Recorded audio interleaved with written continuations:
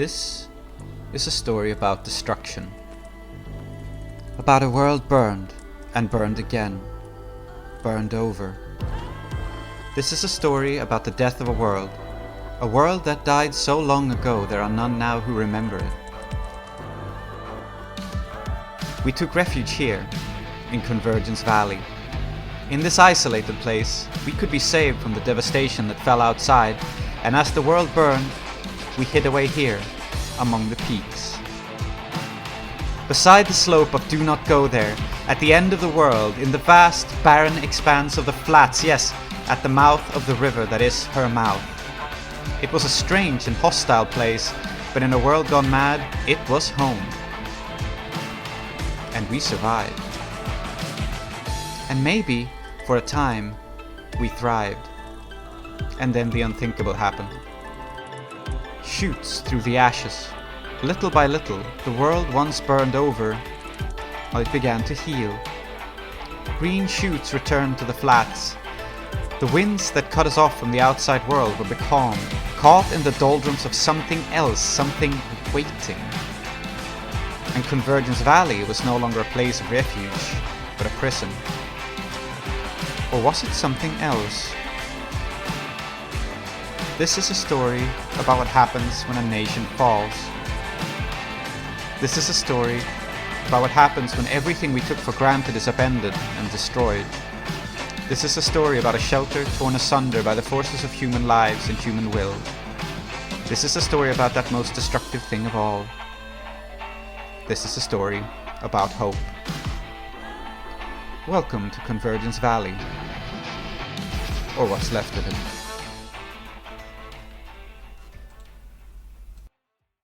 Welcome back to Desperate Attune, everyone, in this second session of our Apocalypse World Burned Over game.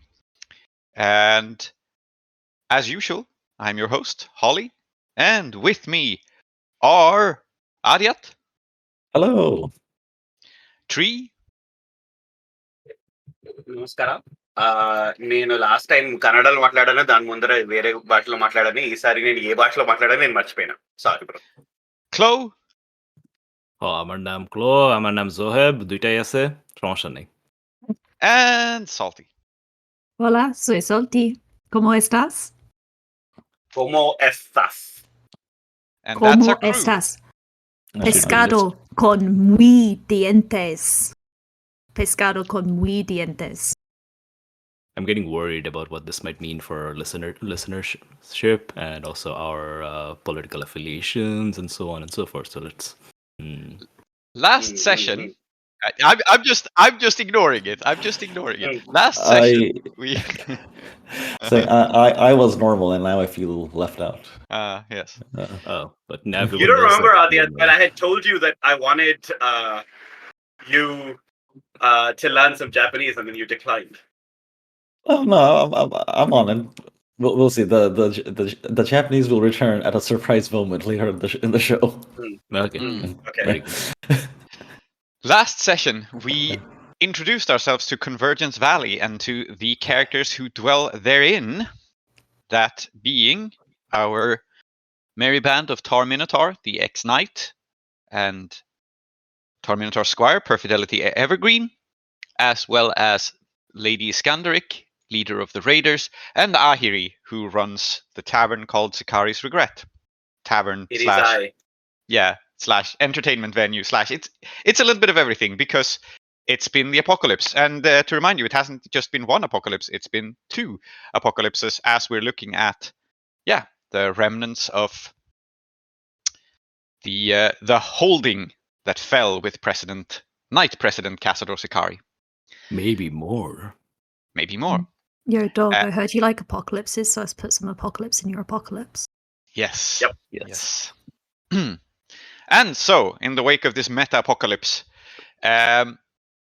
we saw our characters, starting with Tar-Minotaur and Perfidelity Evergreen, who were searching for a new home for Tar-Minotaur. Perfidelity has no need of it, really, but you were helping out, being a loyal squire. And unfortunately for you both, from St. Fulmina's Tower, the sort of place of healing in the valley, one Fennec Garibaldi set out in pursuit of Perfidelity, initially to attempt to harm you for making counterfeit prosthetics or making counter prosthetics without a license, and then realizing that actually your prosthetics are blessed by the Tower of St. Philomena and I need to kidnap you now and take you back. And it didn't go so well for Fennec Garibaldi, who is now dead. However, Garibaldi and his thugs did manage to inflict quite a bit of violence upon both of you, but especially Tar-Minotaur, before this happened. And Tar-Minotaur is very, very injured, as you have taken shelter in this shack out on the flats, which was originally what you were searching for. You also learned about this shack, that it was not just abandoned, as you had first heard, which is why you came here, but that some sort of crime has been committed here, and that it looks like the people within it have been shot. I believe even they were executed, it looks like. Looked like a firing squad. Meanwhile, while this was happening, Ahiri was making a deal with one Disco Gilgamesh, the sister of one of your ill-fated patrons, who got into big Bingo gambling debts and Hammurabi. died. Yes. Bingo Hammurabi got into big debts, couldn't pay them, was an ass to you, died, and now Disco Gilgamesh has revealed that her brother, Bingo Hammurabi, had some sort of treasure map or some such sewn into his coat. But unfortunately, the thugs you sent after Bingo Hammurabi now have the coat, and those thugs happen to be Lady Iskandaric's gang, Hello. Yeah, it's a problem. who in the last session set out to wage war on, well, to attack the Tower of St. Philomena while Fennec Garibaldi was away, and it was poorly defended. But unfortunately, Ahiri secretly tipped off one of the other knights about the matter. The Professor Fulminia was the name, right? Yeah. And this professor set up a flare, baited a trap, threw your group into chaos, didn't actually attack you, but in the chaos that ensued, you shot Luke, your own second in command. Yep. Not entirely Who now intentionally, is way he was more hit by a suspicious of stray you than he ever was. bullet. He won't be suspicious for long. Uh-huh. He'll know. That's a threat. Yeah, and that's where we are. But the way this game works, we have some beginning of session moves, and in the first time we played it, we actually did them in the wrong order. So let's do them in the right order now. We're learning the game. And so, let us begin with, I believe it's Ahiri and Perfidelity that have such moves. Yes. And shall we begin with Ahiri's wealth move, followed by living day to day? I want you to miss. Just for a change. Just for a change. Unfortunately. Not out of malice, just for a change. Unfortunately. Not only am I always right, I will also never die. Is my wealth move plus anything? Hard, I think. It's hard. Yeah, roll plus Yes, hard. Mm-hmm. Yeah, I have +1 in that. So let's roll 2d6 plus 1. Observe, it's an 8. You had just one request, you know? Unfortunately, not only am I always right, I will also never die. Just one request on Salty's birthday. Salty's not the one who requested it, so sorry, man. Okay. Yeah. It was you making the request, but yes, on a 7 to 9, it has all of its surpluses, but choose one want. Seems like that's going to be drama. Okay. Nice. So seems the one like, yeah. I mean, maybe hiring Disco is going to be a problem. Maybe Iskandaric is going to be a problem. Maybe there's going to be drama, guys. And your surpluses are barter and gossip and news. Correct. Yeah, so you have barter, you have gossip, you have news, and you roll your living day to day with +1. We may as well stay on Ahiri and do that right away. Sense. So that's also 2d6 plus 1, if I'm not wrong. Yeah. Yes, because you have Xenu add 1 when you have wealth. Yep. Yep.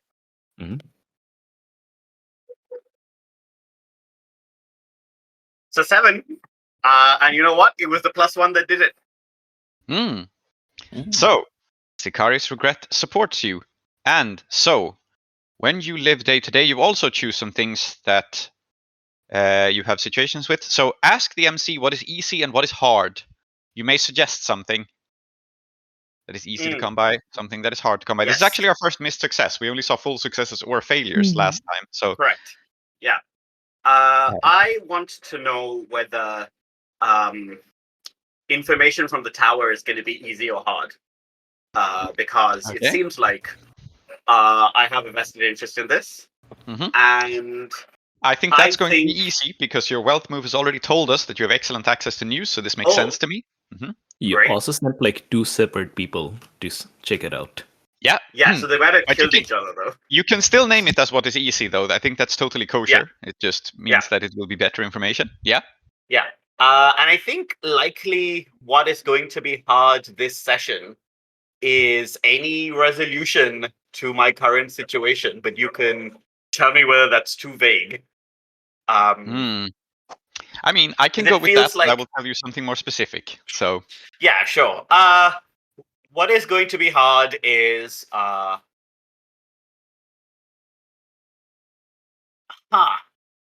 Give me a couple of minutes to think about this because I actually don't know. Maybe actually, you know what? What's going to be hard is business in my fighting pits, because there are no. Even if all of these guys come back, they're going to be injured. They're not going to be able to fight, right? It seems like my best regular, the professor, he's not around either, right? So like the main thing that, not the main thing, but one of the main things that people come for is going to be much more difficult. Which also makes the gambling much more difficult because there's nothing to gamble on. Yeah, I might specify that a little bit when we return to it or twist it, but it sounds good to me. Sure. Perfidelity.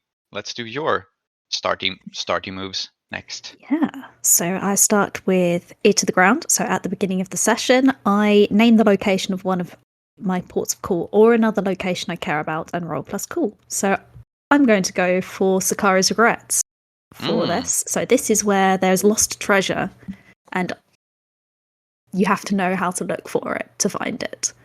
So I roll plus cool for this. So I'm going to mark a tick in cool because I'm rolling plus cool. Let's see how it goes. That's a 10. Nice. Oh. So on a 10, on a 10 plus, word reaches you that there's a great opportunity for you there. Ask the MC what it is, or I can choose one from the 7 to 9 list below. And I think, so I'm going to just state the 7 to 9 list for you, listener. They're facing a serious problem. Somebody there needs to talk to me, or something bad is coming my way, and people there have a warning. So I think I'm just going to go with the 10 plus result, which is there's a great opportunity. What is it? Yeah. Okay. So you were aware of the great opportunity, and I think we know what this is because what is there is treasure. And so the great opportunity that you know about is Disco Gilgamesh. Tell me how.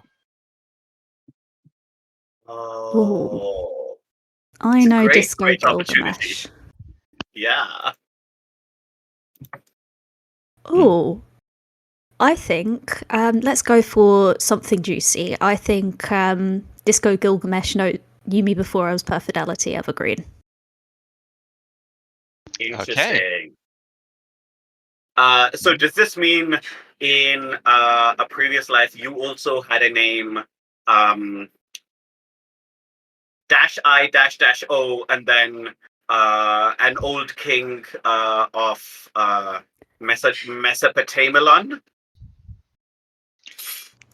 Well, we shall leave that be unknown. Perfidelity's former name is a mystery, but you knew Disco Gilgamesh from then. And I may ask you, if you encountered Disco Gilgamesh this session, what she would call you. Wonderful. Yeah, but let's keep that a secret for now.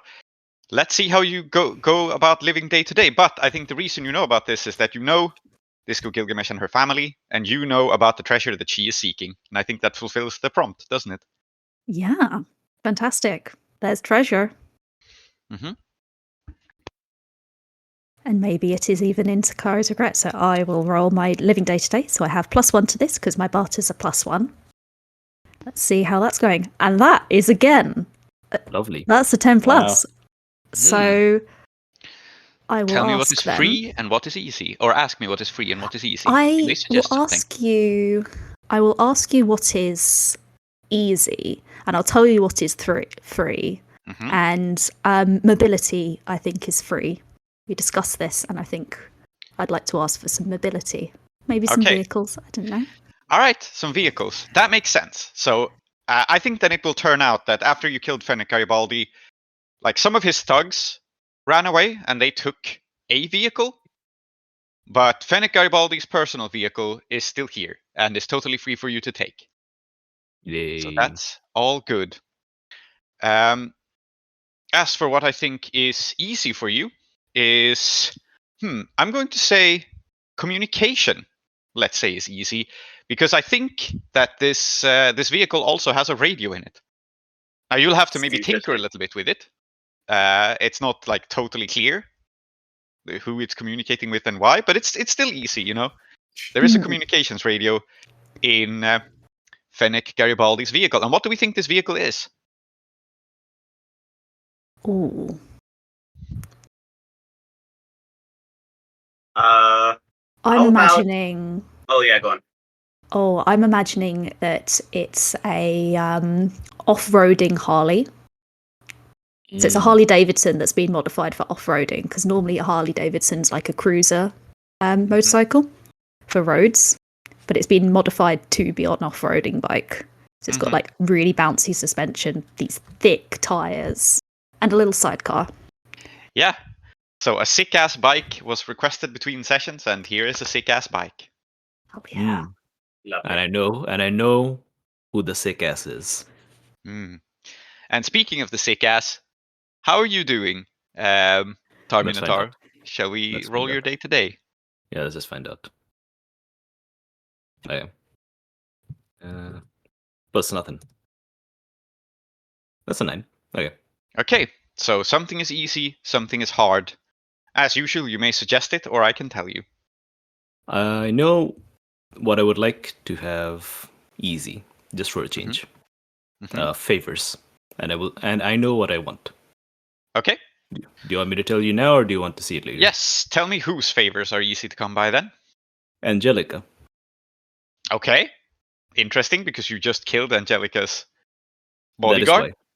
is why. All right. Angelica owes me a blood debt for this person's impertinence. Okay. Oh, is that how you're playing it? Mm. Interesting. Yes. All right. Smart. Sure. I like Okay, it. well, you're establishing that this is easy. That doesn't mean it's free. It doesn't mean it will automatically work. But No. I'm going to interpret it as meaning you have some precedence for this. You have Yes. something like law on your side. Yeah. Honor. Uh-huh. And for the other thing, yeah. Actually, I don't know. You can tell me. Okay. I will tell you then that what is hard to come by in this moment, because it syncs well with you owing favors for Angelica, what is hard is health. Your wounds are infected. Oh, interesting. So you are still injured, and you are now also sick. Okay. Which I think is an interesting reversal of last session, because when we last saw you, Perfidelity was unwell, and I think is now recovering a little bit, while you are, well, obviously you're very, very hurt, but also you're in need of medication. Okay. I will play it as such. Yeah. But And just mechanically, just to be clear, I'm also like 5 ticks. I'm 1 tick away from death. Oh, well, Yes. from life being untenable. And Yes, the way this I know. works. Well, this is also for the listener's benefit. The way this works also is that when you're 1 tick away, then like that can just happen by itself. Like nothing actually needs to happen. You can just die. yes. Yes. Spicy. This is how I'm choosing to apply that pressure. You see, you have Yes. some pretty badly infected wounds, and specifically because it's hard to come by, it's not something that Perfidelity can just fix herself. Yeah, for sure. All right. You gotta get there fast. All right. Lastly, Lady Iskandaric. Yes. Right. Okay. So what are the temples you're making again? There's Barter. Barter. I For don't you, think it's you have any Barter. special moves, so I think for you it's just No. one. Okay, just one. Yeah. So just living it's day two. to day. No, it's +2. Aadiyat. Oh, +2. Yeah. Yeah. So at the beginning we're going to roll plus Barter. Okay. Well, just. Wait, no. No.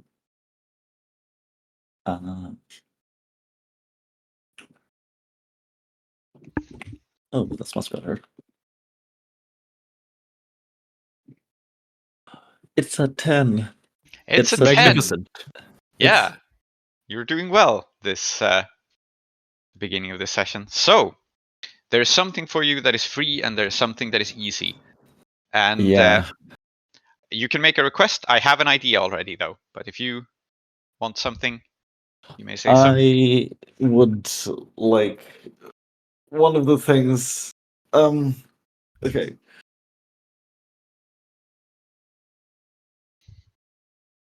What I would like to do is carry on with the original plan, which was to do the hit, because I think it would not be good optics to turn back now. Yeah. So what's the lay of the land here? Like, can you tell me if, because who was it? Professor Fulminia fired the flare. Has this alerted yes, the people this has in fact alerted people around the Tower of St. Fulmina. Right. And so I will tell you what is free and what is easy. I think what is easy is the loyalty of your troop, because they don't really know what happened. And the reason that this is easy is that Luke is passed out. So even though Luke knows that you have done some questionable things, no one else knows that, and Luke is unconscious. This is why it's easy for you to discipline your gang, because they obviously your second in command is out, so they only listen to you now. What I had in mind, was that it. So when you say done some questionable things, you mean shot Luke? Yeah. I was gonna not. I was gonna play it differently. Okay, but you can play it differently. I'm telling you, the reason that this is easy is that Luke is incapacitated. Yeah, and you can wake him up if you want or something, but he is not there to criticize you or complain at you or anything. Okay.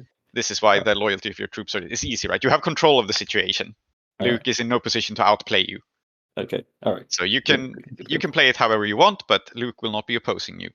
And I think what is free is quite logically. I think it is the Tower of St. Fulmina itself. Oh, okay. Like, they have rallied their defenses, but with Fennica Garibaldi away, they are not so well defended, not so well organized. Defenses are stretched thin. And let us begin on this scene, because I think that's all the beginning of session moves. Cool. All right. I'm really interested in finding out who actually defends the Tower of St. Fulmina these days. I mean, usually it's Fennica Garibaldi, right? But right now it isn't. It's still those days, isn't it? They don't know what happened to Garibaldi. Yeah. And so what happens here is that there was this tower of old compressed car cubes that you had this whole scuffle on.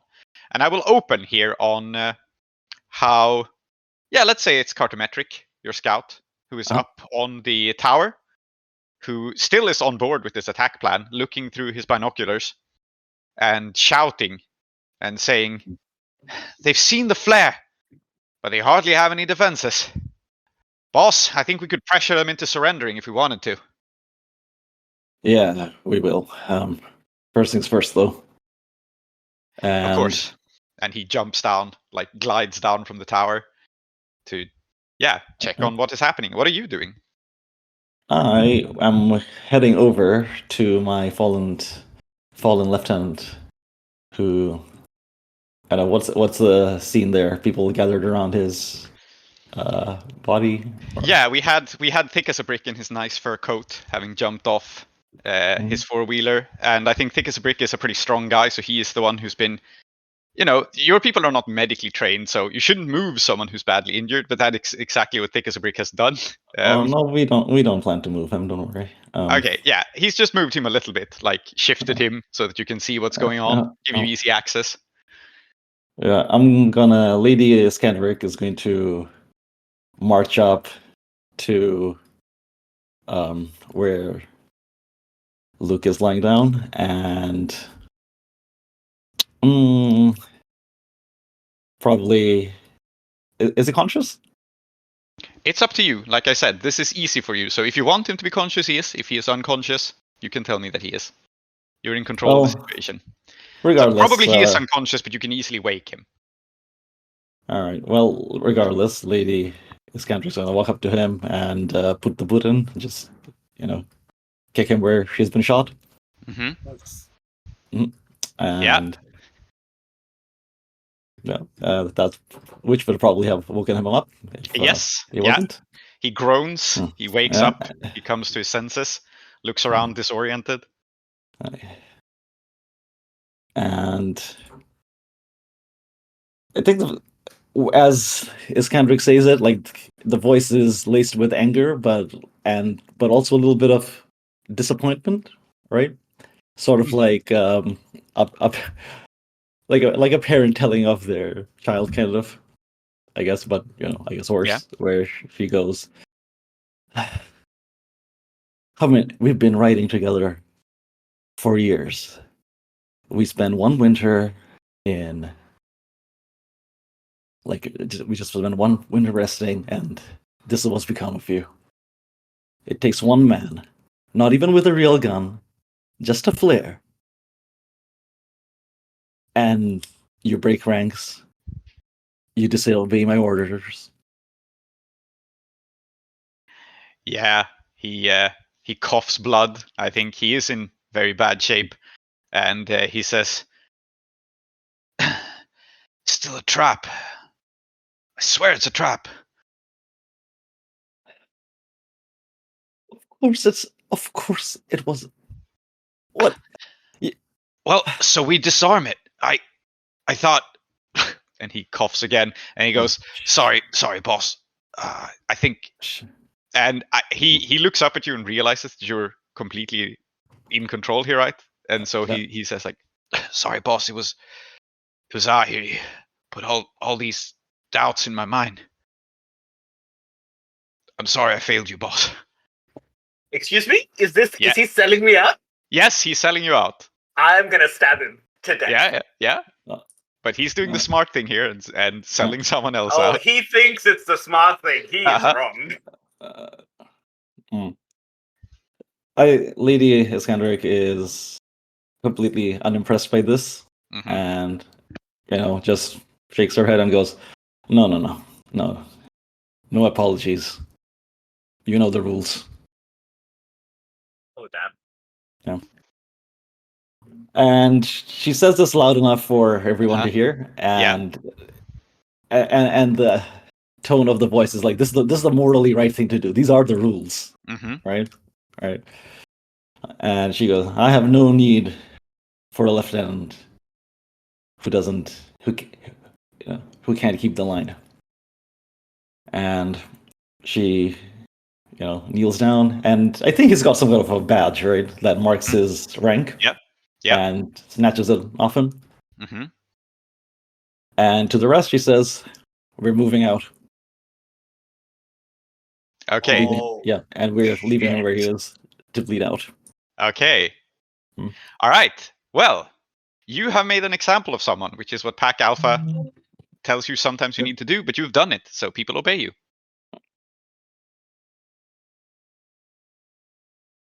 And so I think you don't need to roll leadership in this situation. They will roll out. They fear you in this moment. Neat. And so you roll out. You roll on the tower, which has been warned. Like, that has still happened. And so I think as you roll up, you see that Cartometric seem to have a decent read of the situation. The tower is fortified, and like, people are up on the barricades and the brigades and so on. But these are not people who look to be in any particular shape to to fight, right? This is not Fennec Garibaldi and hardened thugs and so on. This is the people who live in this settlement. And let us paint the scene for a little bit of a moment as you approach the tower. So first tell me, and you can tell me this yourself, I think, Iskandaric, what sort of fortifications do you think are set up around the tower? Like, what do their physical defenses and barriers look like? They are probably looted from what's left over the burned down presidential palace, but beyond that. They should have at least. I don't think in terms of physical defenses, like they're not going to be putting up like big, sturdy fortified walls, right? Mm-hmm. But I think they should have at least, like, being that we said this was like a land of rivers and all that, so they should have at least like a moat or something, just to Yeah. Moat with a bridge across it. That makes sense.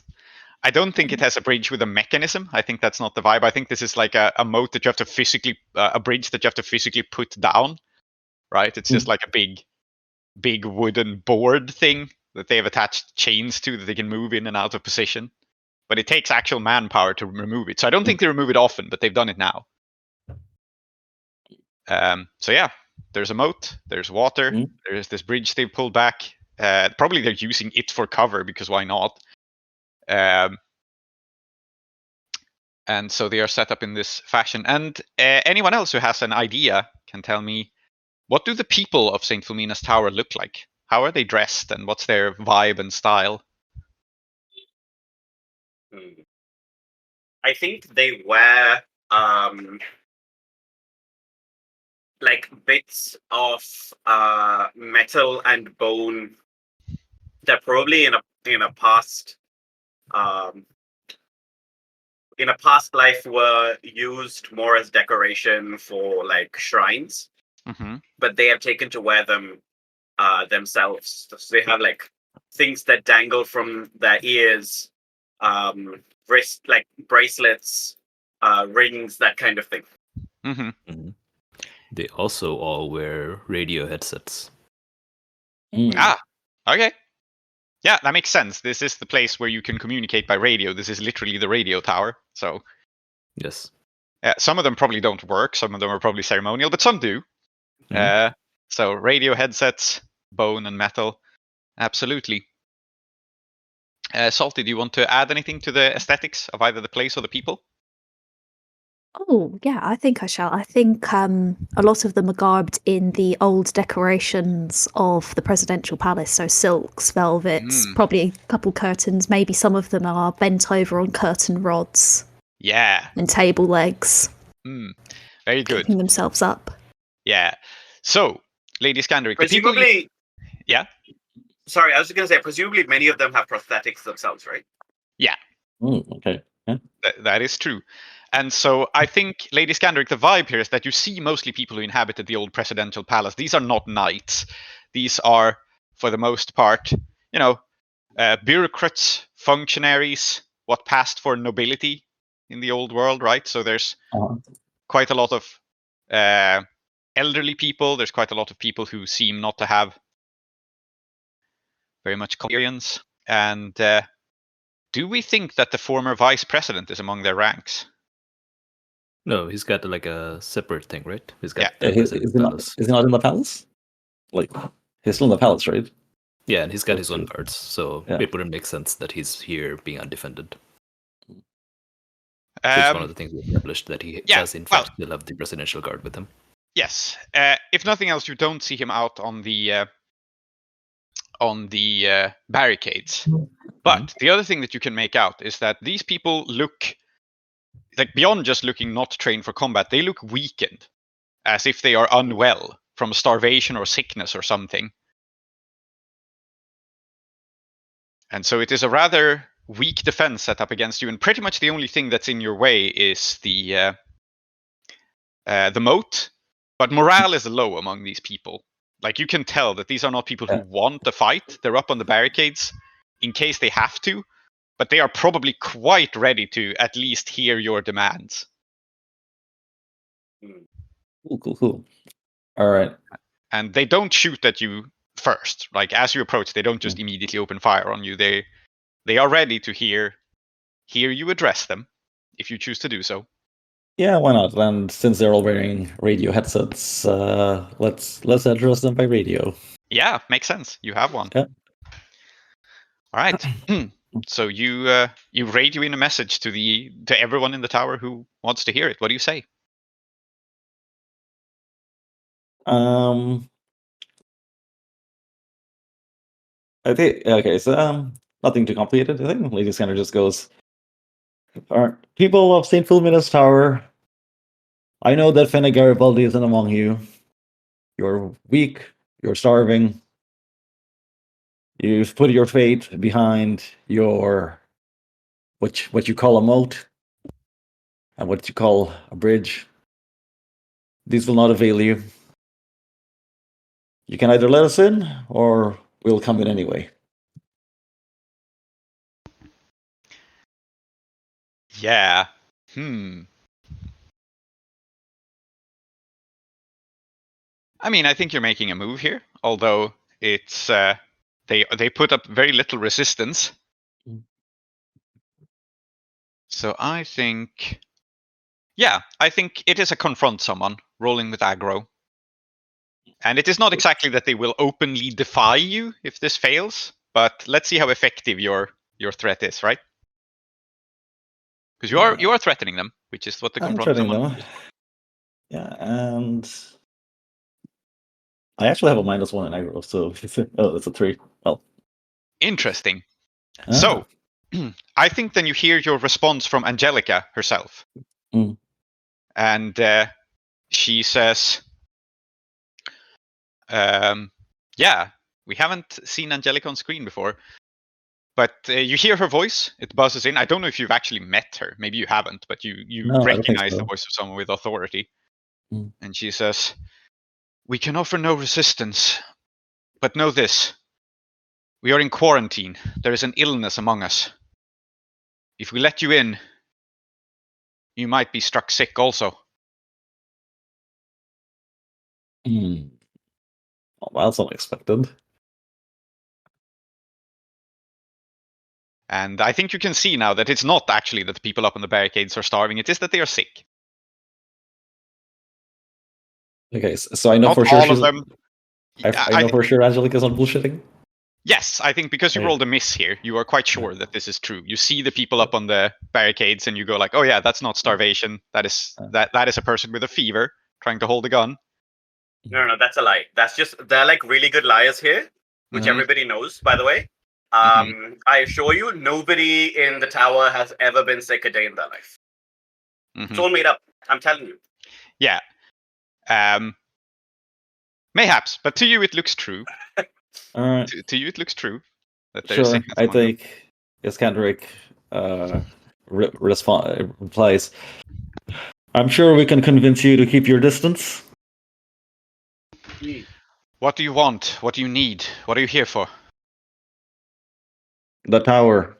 We know what's it. Well, actually, we don't know. I don't know what's in there. Do I know what's in there? We know something's in there. Treasure. It's where the presidential palace was. It's where a bunch of old world stuff was. Yeah. So you say you want the tower, like, and I think there's a long not the tower to occupy, but the access to it. Yeah. Yeah. All right.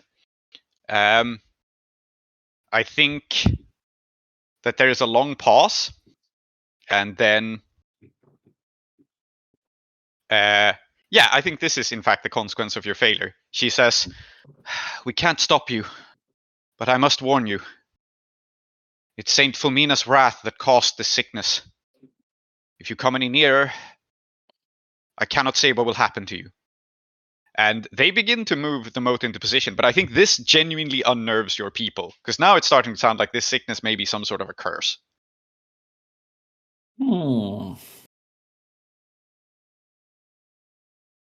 How fun. Yeah, so like your people were fully ready to like get in a fight. That's not a problem. But, curses that strike you with fever, it's not really our speed, boss. That's kind of the vibe that goes through them. They're still obeying you, but you can tell that this makes them much more hesitant. look, I'm telling you, don't even worry about it. No. Right? Like this. There's no such thing as a germ. Okay, nobody's ever seen a germ. Nobody's ever talked to a germ. You'll be fine. Yeah. And so I think you're starting to piece together perhaps why Fennec Garibaldi was out, because if there's a quarantine going on and Fennec wasn't sick. Okay, I think partly because Lady Iskandaric doesn't. I mean, not. I don't think saying doesn't believe in curses is true, because it's definitely a world where curses manifest. But I guess is at least. Okay. This is partly to assure her gang, but also I think she doesn't actually care too much about curses, or even if they are real, and so she just laughs and goes, "A curse? Look around you. The whole world is cursed." Strong. Yeah. You have no idea what's coming. Yeah. But your Knight Polymorph knows. Ominous.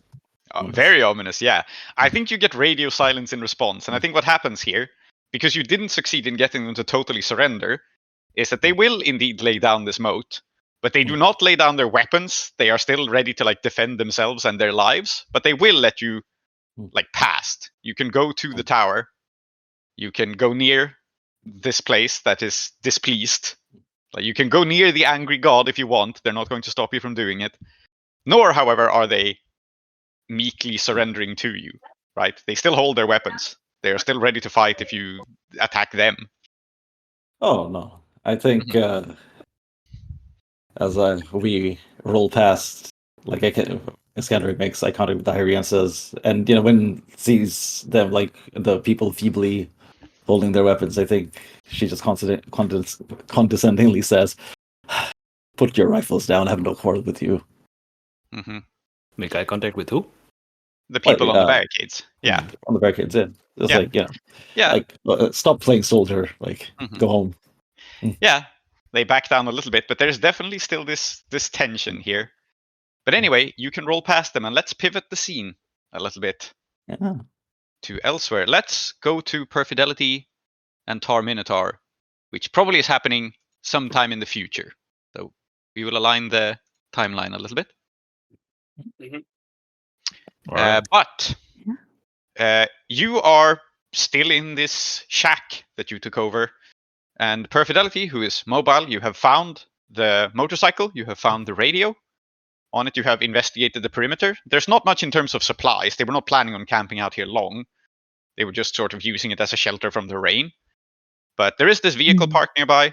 And Tar-Minotaur, you are very injured and quite unwell, as some time has passed since the confrontation. So in fact, that's my question to you, Salty. Because last time we saw Tar-Minotaur passed out, and now we have this thing where Tar-Minotaur is very sick. Do you think Tar-Minotaur is even in a position to be lucid and alert? Or maybe the ball's entirely in your court as to what to do with them? I think you're drifting in and out of lucidity, right? So sometimes you're unconscious, other times it's complete babble and nonsense coming from your lips, other time. And then sometimes, very rarely, maybe as dusk sets in, you are more lucid. And I think you come to a little bit of lucidity as Perfidelity is putting a wet and cool damp cloth over your forehead, having taken your helmet off, having unbuckled carefully your armor away to get at these injuries, where these knives have been stabbing into these chinks. And I think at this point, just cradling your head in her lap, just dabbing the sweat away from your brow. Nice. I think this is a good opportunity to describe what Tar-Minotaur actually looks like underneath the helmet. We have seen this person already, maybe a decade or so younger, maybe 2 decades younger, in the flashback that Iskandaric had. But we see this person now a bit older, well, quite a bit older. I think, like, I'm imagining someone who, I mean, race isn't really, like, isn't really real in this world and doesn't map on in the same way, but like someone who would look vaguely Southeast Asian, probably like in their late 50s, something like that, early 50s, late 50s, hard life, kind of lumpish. You can't really tell how much of that is like how they were actually born and versus like how much of it was just like being battered and bruised over years and years of hard living. An eye that doesn't seem to open up as well as it should. Not like, I think like not even like a hugely like striking sort of like strong sort of face, but like kind of like actually surprisingly soft. Someone who looks like not far from average, but like quite unremarkable, like not ugly, not like secretly kind of hot if you look at them in the right way. Just someone who just looks very, very unremarkable and uninteresting underneath the helmet, I think is the vibe I'm trying to go for. And yeah, I think wide mouth, several teeth missing, kind of like muttering, and opens her eyes. One eye opens quite wide and clear, the other not so much. Looks up at you, says, "Squire, where are we?" Mistress, you shouldn't be getting up. You're quite sick. We're in the in your new home, the shack we were looking for. Do you remember? I am not getting up. I am lying as I am, Squire. Yes, I remember. Where are the enemies? Where is They Perfidelity? are dead. They are dead, or they have scattered. Thank you for defending me, but I fear I must move you. You're sick. I don't know what to do. I've been trying to reach Angelica, but the radio, it has been silent. She's not been responding. It was Fennig Garibaldi, was it not? Yes, he is dead. I buried his corpse out in the backyard the morning after last. You watched me do it. Do you not remember? I don't think Terminator necessarily answers that, but you can tell that she doesn't. Maybe does. Hard to tell. I think she just mutters, "Angelica. Fennec served Angelica. Fennec served Angelica. Am I dying, Squire? I cannot tell." Yes. You are close to death. I cannot do anything for you. I have tried, I have helped as best I can, but you're getting worse. I'm going to move you tonight. Where to? To the tower. Yes. Yes. Good. Good girl. Good. Please. And I think she's going to drift back into happy times. Into happy, fun brain times. May I open my brain? Yes, you may open your brain. I think that's fun. Enrichment for everyone. Yes. Feel free to slap me awake if you want to talk to Ian further. But I think happy brain times is where to go. Happy brain times. That's a miss. A 1 and a 1. Things go as it should. Very terribly. It's fine. This is what I expect. Okay. Tell me about your past with Angelica. Who was, and I mean the past. Who was Angelica before the president fell? Let me have a quick look. So Angelica is described as a kindly woman in a wheelchair, surprisingly young, with spindly fingers. She's an angel who makes prosthetics. Mm-hmm. And we have just seen her. Angelica used to be, I think she's always been the medic. I think like we see someone who looks, in fact, quite a bit like Perfidelity Evergreen, like kind of scrawny, well, actually more lanky than short. Not so much scrawny, but like kind of like built like a stork. Someone who came to the tower came to the tower, the capital, in their infancy. I don't think I don't I don't know if the past necessarily is that important in terms of like where they initially came from, but Probably not. they I'm became someone imagining. who, I'm imagining it may be an inherited position, but go on. I think they inherited it from the person that they ended up serving. Like, I think there was a knightly order of something of maybe the scalpel. We can come up with a better name maybe Perhaps afterwards. the razor. Yeah, the Order of the Razor. Nice. Order of the Razor. Yes. Yeah, and their role frequently was to be like the battlefield medics and so on. And amongst them, she never actually became a knight herself because she could not go into the battlefield. Like she just was not cut out for that.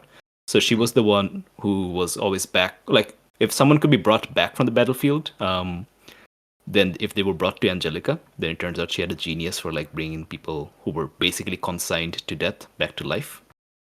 And so she kind of became this healer, like not a knight, but someone who's respected amongst knights. As to my relationship with her, I don't think we ever really saw eye to eye. Like I think I think we came up together, and I think like I was something of a bully, like when I was still like learning to be a knight myself, because she could never. Because the thing she is, in my worldview at the time, was just not a consolation prize. She's not a real knight. We'll keep her around. She can still serve, but she's not a real knight. And I used to bully her about it when I was a kid. All right. So this tense relationship. I imagine she is younger than you, since she is surprisingly young for a a chief medic, and now someone who basically runs the tower.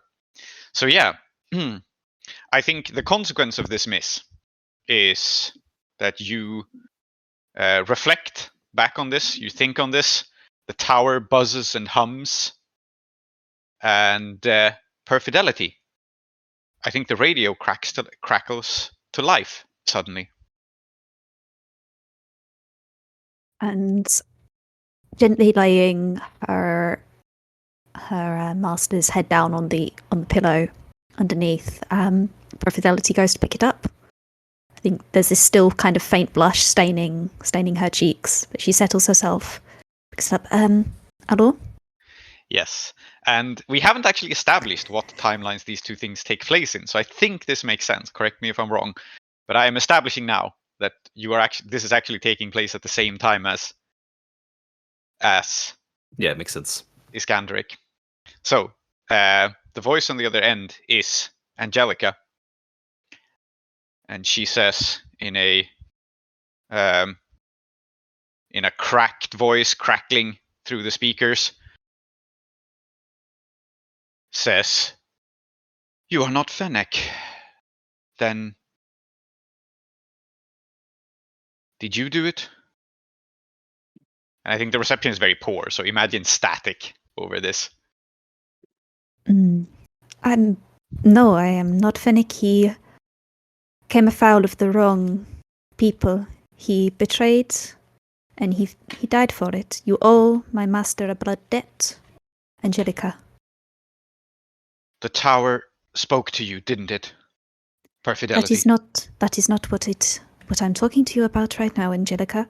You owe my master a blood debt. Prepare, because we will be coming, and you will be called to attend to save one more life, or you will have fallen far short beneath the standards that you swore to. Do you understand?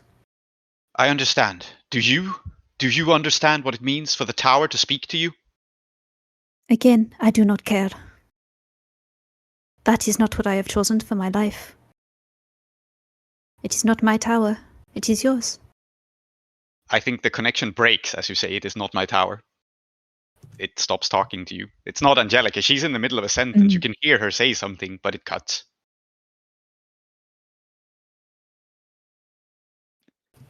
And I think what I'm going to do now is I'm going to heft up the rather large body of my knight. I'm going to bring her over to the sidecar. And I think I get the distinct feeling that this is something like that's not happening, that's happening weirdly. Like maybe this was a while ago. Maybe this is strange. This is unlikely. We need to get going. I can't put it off until the night anymore, where it is safer to travel. I have to go now, no matter what. Yeah. All right. So you get up, you heft up Tar-Minotaur on the vehicle, and you travel towards the tower? Indeed, yes. Yeah, lovely. Which means that we are about to unite our characters here. But I'm wondering if there's a move here for to act under fire, perhaps, to get there in time, because my knight is sick. There are things happening where we are going. Yes. And I'm afraid that I will not make it there in time. Fair enough. When you act under fire, stick to your guns or hold it together under stress. Roll with cool. Yeah. Fantastic. Yeah, so let's roll cool. So that is +1. Yeah.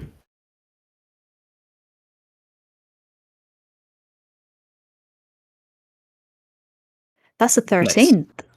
Nice. Okay. Hot rolls. Feliz cumpleaños indeed. So I'm solid. Yes, you stand or follow through without flinching or hesitating. And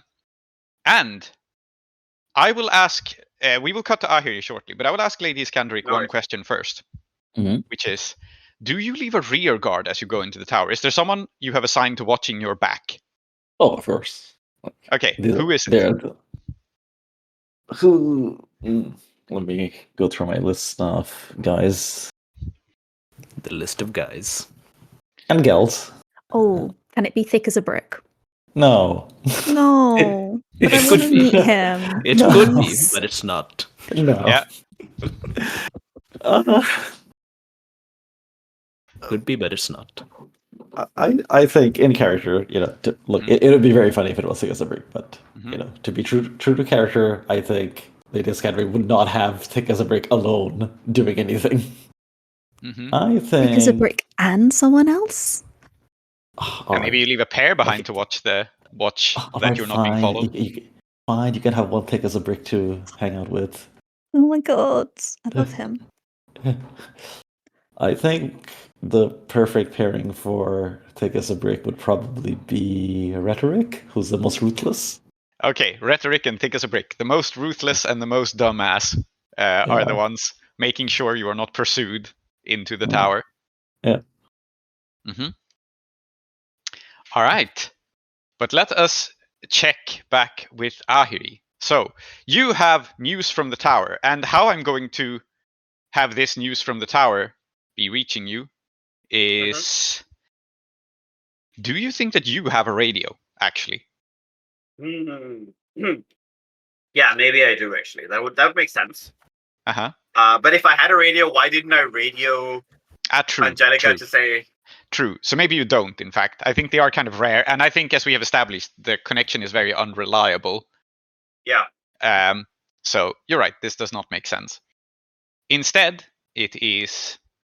maybe someone with a radio who heard something is telling me, right? Yeah. And so I think it is your worst regular, Haxic, your ex who always wins her bets. Yeah, I hate her. Describe her to me, please. Haxic is very tall. Maybe the tallest person you've ever met. Maybe like 6'6", 6'7", that kind of thing. Which is very strange, I think, in the apocalypse where maybe nutrition's difficult. But maybe she has other problems, right? Yeah. And she carries herself very confidently, which is why in the first place we were together. We were just like, I think we're similar in that way. Yeah.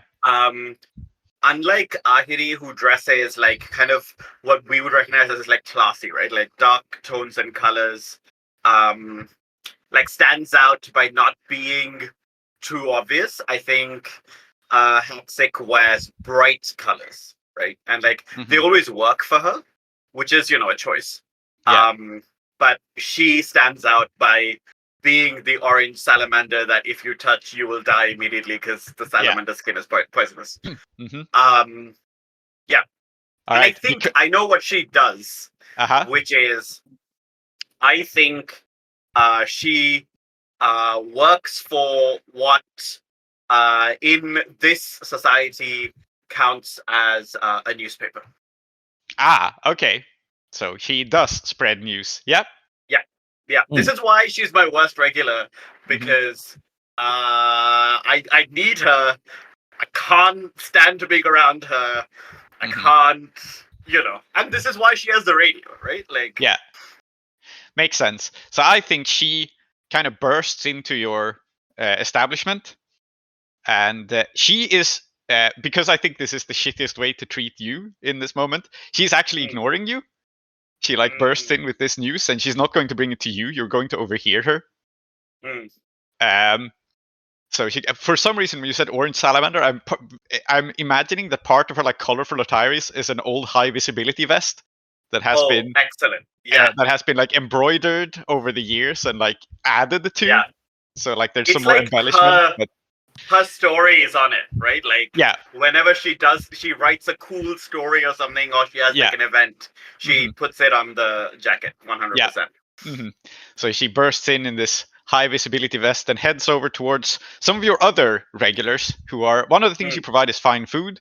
So I think they're over by a fire and grilling things on these long metal forks that you have gathered and assembled somewhere. Some are actually forks originally. Some were bits of metal that have been hammered and repurposed into grilling forks. Does it make sense?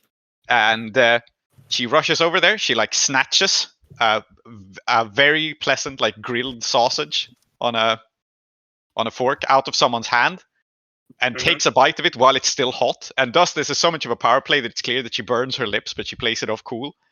Oh yeah, sure. Yeah. And the person she snatched it from looks up and goes "Hey, what gives?" She goes, "You owe me big. Won our bet, didn't I?" Wait. What bet? What bet? What tower? I told you it wouldn't belong to the Knights or the Order for very long. It's Lady Iskandaric's now. Yeah. Told you what happened. All right. Everybody clear off. Because I don't need... you can just come and talk to me, okay? You can be an adult. You can always have been an adult. Yeah. Anyway. And if I was with her, this would just be cool. But I'm not with her, so I hate it. Yeah. And Haksik has clearly made a bet with this other person. And is expecting this to be paid up. But I think she just casts him a glance as you're being sorted out with the look of this isn't over. I'll come see you about what you owe me. In fact, what my best worker is a bookmaker, right? So it's possible that if this guy doesn't pay up, my bookmaker's going to pay him a visit and be it's bad for business if you don't pay and you're on the premises, right? Yeah. Of course. Yeah. So she knows full well. She's not in a hurry to get paid, but she keeps eating this guy's food just to lord it over him. Sure. Why not? Yeah, absolutely. And then as you come over, she looks over at you with almost a bit of a condescending glance, and she goes "You know what? This sausage is pretty shit by your standards." First of all, you're still eating it. Second of all, I know it's not. And third of all, what's this about the tower? You can just come and talk to me. I know, but I had winnings to collect. Lots of people thought it would never happen. I've been sitting around here so long, people thought they'd grown soft. Yeah. Yeah, well. They made it past the moat. They're inside the Tower of St. Flaminia. And where's Garibaldi? Nowhere to be seen, I presume? Oh. Yeah, that's the thing. Haxic says with a wide grin, because I think she has been monitoring the radio conversations. And he is like, Fennec had a little run-in with the Knights. I'm afraid he didn't make it. At least that's what I think. Oh, he like snaps her fingers irritably and goes, admittedly, I don't know the details. Still working that out. Gonna figure it out. Gonna piece it together. But the one who lords over Perfidelity, is it? And I think Haxic genuinely does not know Tar-Minotaur's name because Haxic. Yeah, that's fine. Because I do, right? Uh-huh. Right. Yeah, of course that's what happened. Okay. Look, we cannot afford for the tower to be run by. You know we can't afford for the tower to be run by Iskandaric. Well, what do you expect me to do about it? Same thing you do every time we find a problem, which is we figure out how to fix it. I really hoped it wouldn't even get this far, but clearly whatever the chat was that I... Fuck my life. Right, okay. Hey, don't worry. The other nightly orders will hear about this soon. Yeah, and then it'll become even more of a clusterfuck. You made sure of it. Yeah. Haxic gets the news up. Okay. Why am I never surprised, huh? Why do I never... when you name an NPC and rhyme them after toxic. Uh-huh. Yes. I think Haxic was going to be toxic, whatever her name was. Yeah. But truly, yes.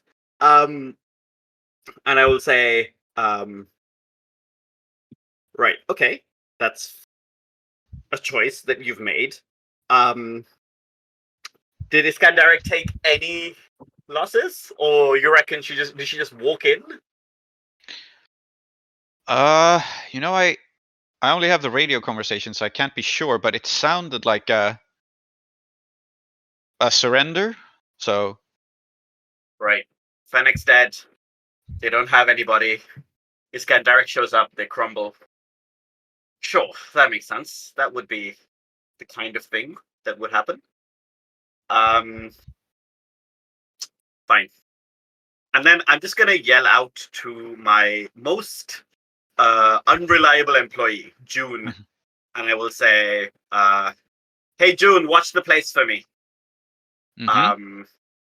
And I will say to Haxic, "I need a drink. There's somewhere that's not work. Are you gonna come with?" Sure. Not like I have anything better to do. Your bookkeeper's keeping track of that guy, right? So. Oh yeah, no, you don't have to worry about that. And sweet. I think Haxic licks her fingers of like the grease from this Yeah. homemade sausage that she has now finished. Like ate the last of it with her fingers. And I think I look at her do this, and I'm like, it is unreasonable that she should be so good looking even when I'm not with her. I think that's offensive to me personally. And that's nothing I can do about it. Mm-hmm. And what I want to do is, first of all, being professional has clearly been a challenge even in the last like 10 or 15 minutes, right? Like normally Ahiri is way more cool and collected. And I think upon realizing that I am struggling with my professionalism, it is better to simply like put it to the side, right? Mm-hmm. Which is what I'm doing. And the second thing that I'm going to do is I know that Disco is still here, right? Yep. Yeah, I'm going to motion to Disco and be like, come with. Okay. Because will come with you. If she's going to work with me, then, you know, just like with Iskandaric, right? You give them a task and then you see what the person does, right? So I'm going to be like, you know, we're going to something. I'm cooking something up. So you, Disco, and Haxic head out and leave June in charge. Very good. Yes. And where are you going? And keeping my unreliable employee in charge on purpose as a player, which is this is going to be fun. Yes.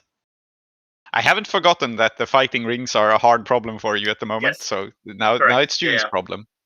Yeah, exactly. Uh-huh. And I think that like here we serve, I mean, it's a bar, right? But it's not like a there are many things going on. There's probably it's not a dive because it's luxury food. Yeah. Right. One of the drawers is like, you're gonna be seen and people look good. I want to go to my favorite dive bar where nobody gives a shit. Okay. Very good. So we will cut back shortly, but let's see this favorite dive bar first. Let's see Ahiri, Haxic, and Disco walk into dive bar, which is presumably also in the I think it's in the same like Cloud Bazaar area. It's even part of the same food market, right? Like, because I'm the fancy place. People look at me and go to the dive bar because they're like, oh, this is way more reasonable. And it's the opposite, right? Some people look at the dive bar and go, ew, and then immediately I look more like attractive. So like we both kind of help each other in that way. Very good. You step into the Cloud Bazaars. Remind me what the throwback was again. Was that a bar? No, right? The throwback was a clothing place? No, the throwback is a bar. Oh, is it a bar? Okay.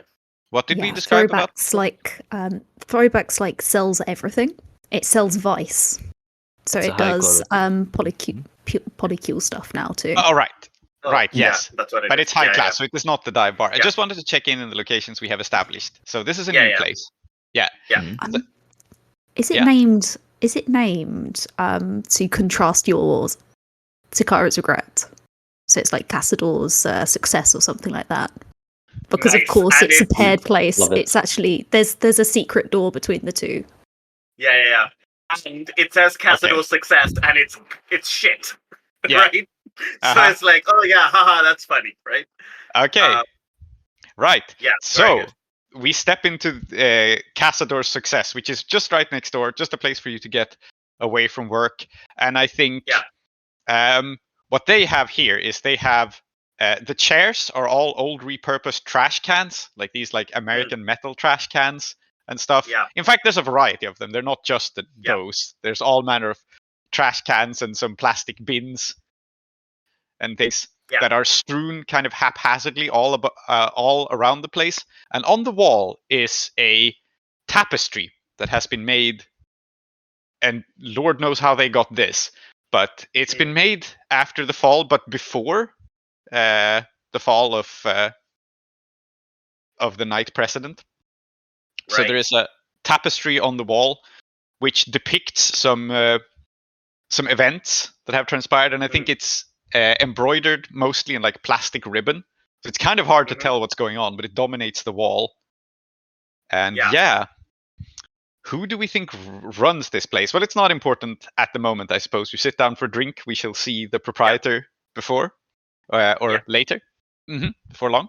Yeah, and I am now him, right? Because this is you're in many ways personal. Yeah, I'm off the clock, but also I'm not giving orders. Which means that Disco is not compelled to follow them. Yep.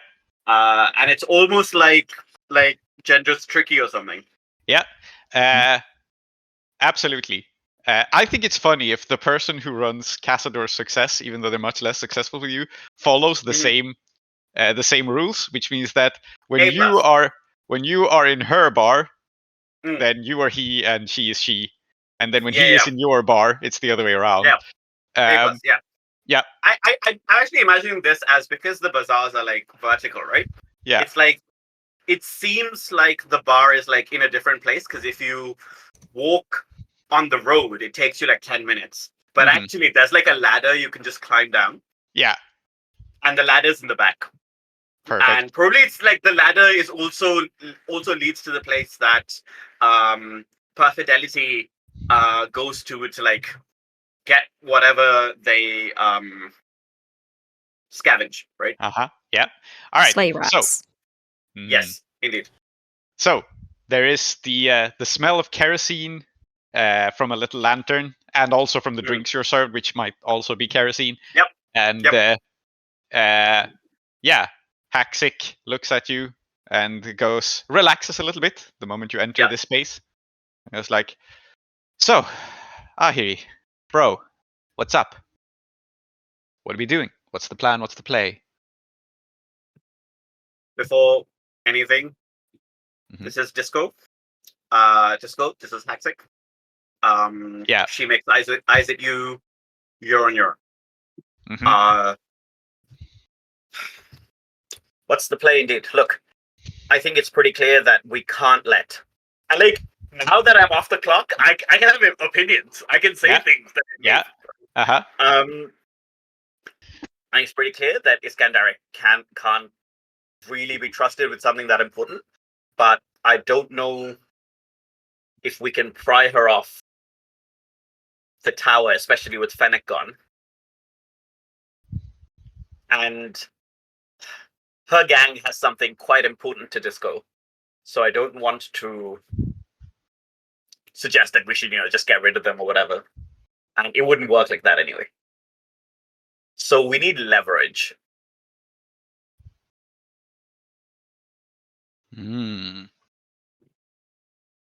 Okay, you're asking Haxic for leverage on Iskandaric. On Iskandaric. It sounds like you're reading a situation. Sure. Via Haxic. That is... Yeah, that makes sense. Roll with sharp. +1. Yeah.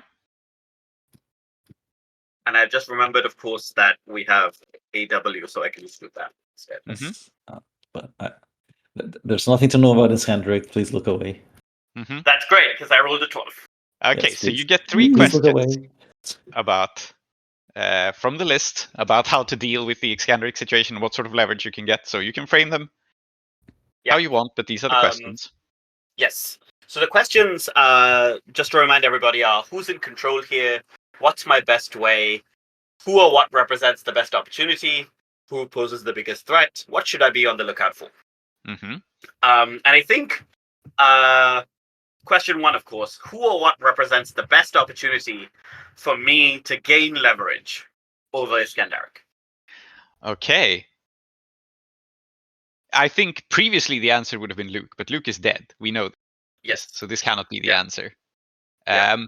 So in fact, okay, well, Iskandaric, if you're cool with this, I think the interesting answer here is the biggest leverage right now is that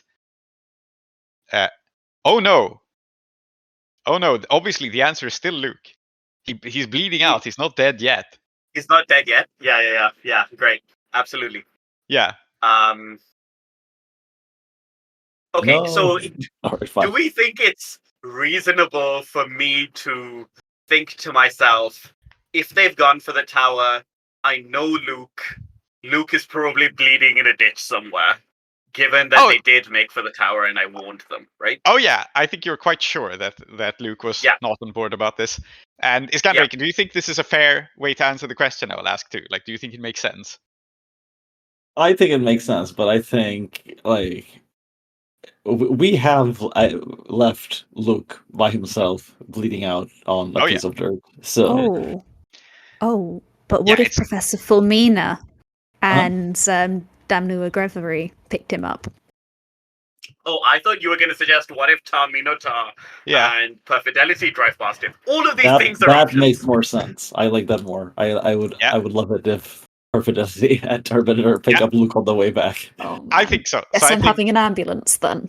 Yeah. It does appear to be the case. Yeah. A wee wagon. You have a sidecar on the Harley Davidson. There you go. I think that's a fun moment. So yeah, I think at the moment Luke represents the best opportunity. And to give you a more full answer, in case Luke dies, I think that the second best opportunity as well, there's going to need to be a second in command. And you can probably put your thumb on that scale somehow. That makes sense. Yeah. And then if Luke dies, probably his death is also some leverage there, right? Like that, okay, that makes sense. Then question 2. What's my best way through Iskandaric? I'm sorry, these are all PvP questions, to be clear. No, I like. Yeah. You know, it's fair because as we've seen, like while Tree likes to make trouble for the other characters, Tree also makes trouble for Tree. Yeah, that's true. Yes. Yeah. So through Iskandaric, meaning through to what? Just so that I understand the question. I want to know what is. Oh, let's put it like this. What's my best way to get through to Iskandaric? To get through to Iskandaric. Like, in what fashion could I convince Iskandaric that actually, if you become some kind of respectable protector of the tower, that would be great for you and for everybody else? Yeah, I mean, I can't answer this, so you answer it. Yeah. Aadiyat? Yeah. So, what exactly are you worried about? What you're trying to do? Because as far as this Iskandaric is concerned, right, isn't. I don't think she is planning to settle down in the tower, right? Yeah, so the problem is exactly that. If you go loot the place and leave, everyone's worse off, right? So I want you. Oh, I see. You're convinced. You're trying to convince this Iskandaric to stay. To take on Fennec's place.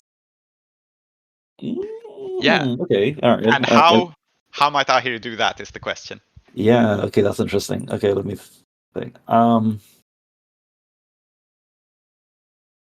Okay.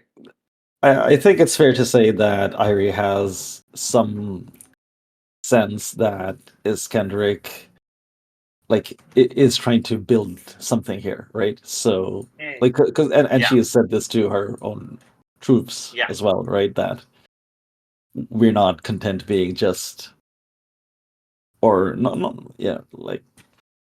just a gang of like mercenaries going around like doing these small jobs. So yeah, I think you can convince Iskandaric that St. Filomenius Tower is as good a place as any to use as like a base of operations, what you could do is, I think what Iskandaric is used to is being nomadic, right? You go from one place to another place, and maybe like you're building up power, but you're always on the move, and maybe you can convince her that. Right. Like that was fine out in where she came from, but like she does need to lay down roots somewhere. Mm-hmm. Yeah. And this is a good place to do that, because actually if you're at the tower, you also get Angelica, which I'm happy to talk about Angelica like an asset if that's what it'll take, right? Yeah. All right, you have 3 questions. You have 1 more. So my last question is, who or what poses the biggest threat to me in this situation? Oh, interesting. My gut feeling. My gut feeling is that it might be Tar-Minotaur. Interesting. Yeah, because Tar-Minotaur might take offense. Yeah, and also Tar-Minotaur killed. Scheming. Yeah, and Tar-Minotaur killed Fennec. So. Yeah. That makes sense. Sure. Yeah. And I'm gonna keep that in mind as play goes on. Mm-hmm. All right. I think as you talk this through with Haxic and Disco, let us cut back then to Perfidelity coming upon Luke's crashed 4-wheeler. And in fact, we established that from this position, you could kind of see what's going on at the tower. So I think Perfidelity, as you roll in, you can see that the towers, like that there are people up on the walls, the barricades around the tower. And you can also see Luke's crashed 4-wheeler and Luke himself. Oh, I kind of like the idea that Luke is maybe a couple of feet away. Doesn't look right, because I have things speak. And whenever I handle or examine something interesting, roll plus weird. Yeah. So I think Tar-Minotaur is relatively stable.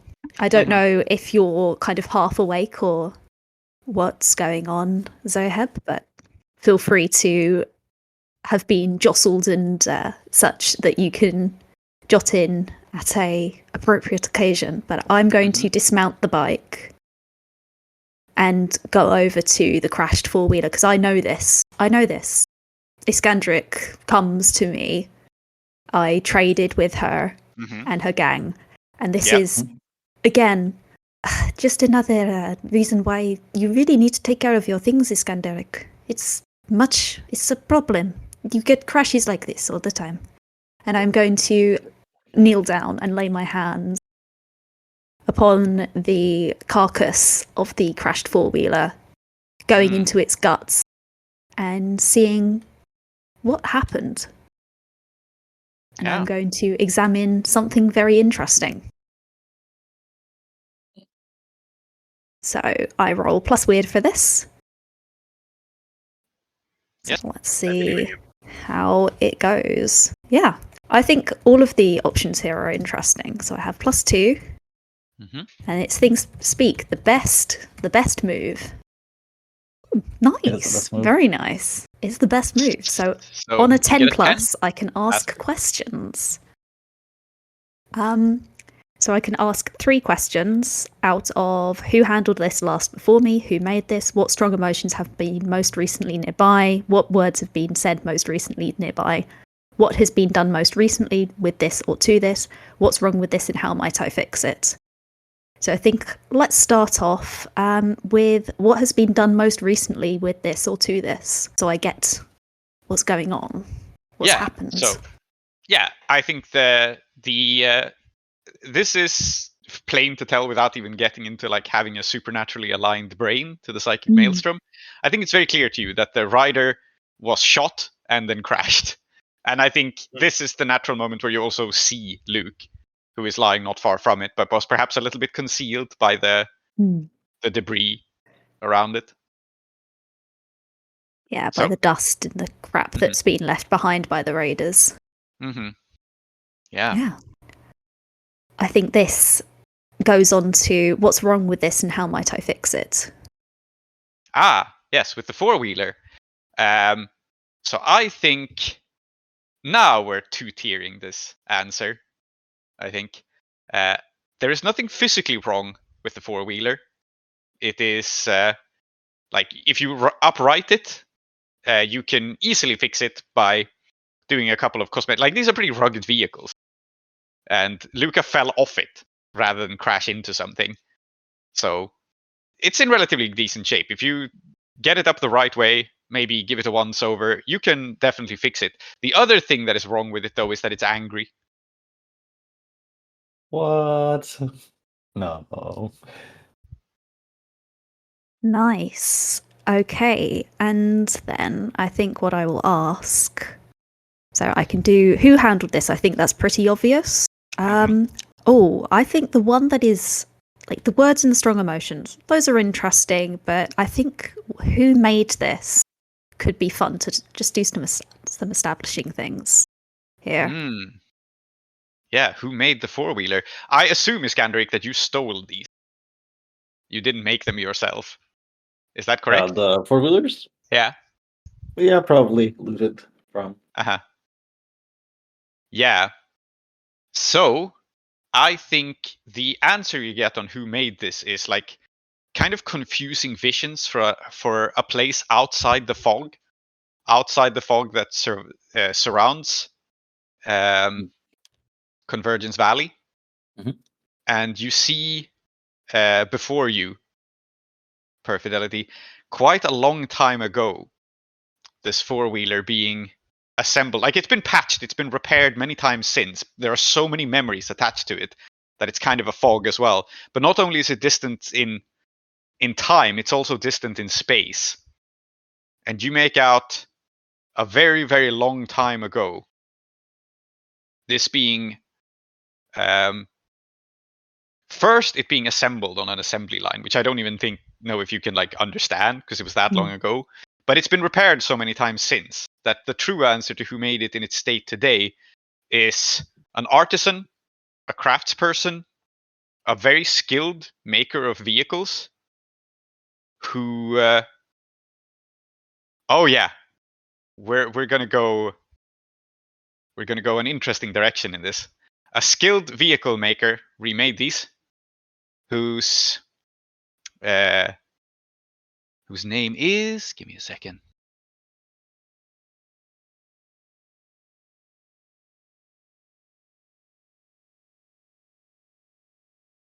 Yes, Kinko Nebuchadnezzar. Nice. And it is somehow a relative, of course, of Disco Gilgamesh. Great. Sorry, what Nebuchadnezzar? What was the first bit? Kinko, I went with. Kinko. The fifth. Yeah. Not that Spanish exists in this world, but you know what I mean. Yeah. Yes. So I think Perfidelity, is going to upright the four-wheeler, kind of soothe it over its handlebars, going, there, it's okay, your ride is just a couple of feet away. And stand over, probably drifting. Again, this is a theme, drifting in and out of consciousness people. Well, I imagine Iskandaric left you behind for a reason, Luke. I think he looks up in confusion, and he goes, "Gotta stop the fucking tower. It's doing something. They're trying to take the tower." And he's kind of rambling a little bit, but he grabs your arm very strongly, pulls himself up. Oh, okay, we're doing this. Can you fit in the Actually, you ride Pillion. I'm on the way to Angelica's now. Yeah, good. Oh, and I think again, Perfidelity's blushing a little bit because we've established Luke is hot. Mm-hmm. Yep. It's like, oh no.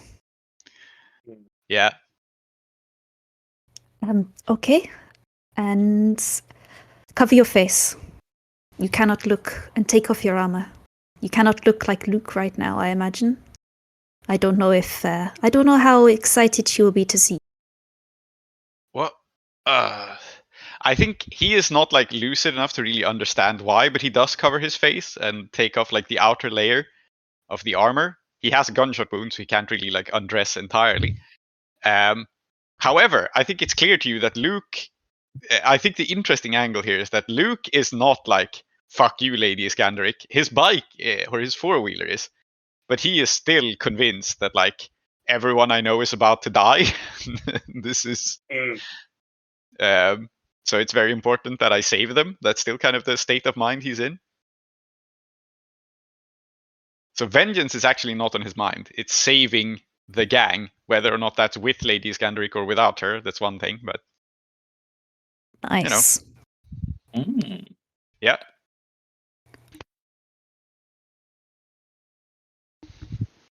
Oh, I think then I do kind of want to speak more to the four-wheeler. But Okay. unfortunately, Luke is definitely in no way, shape, or form able to drive my bike, and I'm not letting him drive it. Mm-hmm. So I think he is getting fastened to the pillion seat with rope, with bungee cords, with whatever I manage to get my hands on. Yeah. And I imagine that jostling might very well wake up Tar-Minotaur as well in the sidecar. Squire, who is this? It's Luka Modric. Good friend. Excellent friend.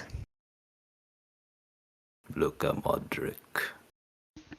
You are with Lady Iskandaric. Yes. Yeah. The tower's gonna take her. What do you mean the tower is going to take her? It's a trap. Up ahead. Why is the tower attempting to trap Lady Iskandaric? Why? Fuck if I know. Mm-hmm. With further context, I have nothing to do here. I don't know what's going on. Yeah. All right. So let us move on to finally what is happening with Lady Iskandaric. Can I reason with the bike first, if that's okay? Yes. So You it can may follow absolutely. us. And I reason with the bike. That is Okay. what you Can I love to reason hear. with the bike, please? Sure. Yeah, I I mean, don't you think could I'm also- opening my brain to the bike. I don't want Yeah. to open my brain. Not so close to the tower. Mhm. That's not happening. Yeah. Okay. You may attempt to reason with the bike. I imagine you will still need to attach it with a rope or something, but I think it's cool as the gear cutter that you reason with it in order to have it like drive along with you attached to by a rope or something. Yes. Very So I fitting. think I imagine there's probably lengths of chain and such that the raiders also use to destroy things, to pull things apart. And Perfidelity loops one of these lengths of chain around the handlebars and goes to him. So you're going to come with me, and if you're pissed off with Lady Iskandaric, she is across the river. So I recommend that you follow behind nicely, ideally at a reasonable speed. And you can go off with your rider once he's feeling better, okay? Because there's no way that you're going anywhere without him or me. There are two options in front of you. It is follow me and do what I say, or it is stay here on your own in a ditch. It's up to you. In Okay. a ditch. Roll I mean, with cool. Perfidelity is stone cold, man. Yeah. I love her. Perfidelity is great. Let's see this roll. How does it go reasoning with the bike? Reasonable bike activity. It's 7, so you know. Nice. Okay. So on a 7 to 9, or if they seem reasonable about refusing, ask for the counter proposal or ask what you would have to do to convince them and decide for yourself whether and how to pursue it. I think the way for you to persuade the four-wheeler to okay, I will frame it like this, and it is up to you to interpret exactly what this means, because you're the gear cutter, you're the person who talks to things. The four-wheeler will come along with you, but if you're at any point nice to Lady Iskandaric, it will hate you. God damn. So like it trusts you for now, but this four-wheeler, you are sure, will not forgive you extending so much as a courtesy to Lady Iskandaric. Cool. Yeah. Sounds good to me. It's going to hate me either way. So it might as well come along. Mm-hmm. And anyway, I think it's very funny to have four-wheeler attack Lady Iskandaric. Yep. Very good. So you have not successfully calmed it down, but it stays with you for now, and it is convinced that you're on its side. Lady Iskandaric. Can we give the four-wheeler a name? Luke's four-wheeler? Yeah, sure. Yeah. I suppose you spoke to it, so Matthew. You understand it? Yes, Matthew. Matthew the four-wheeler. I think it's delightful that the four-wheeler has somehow the most normal name of anyone in this setting. Matthew. I think we should establish that only vehicles have normal names in this section. Sure. Matthew Mark IV is its name, actually. Great. Beautiful.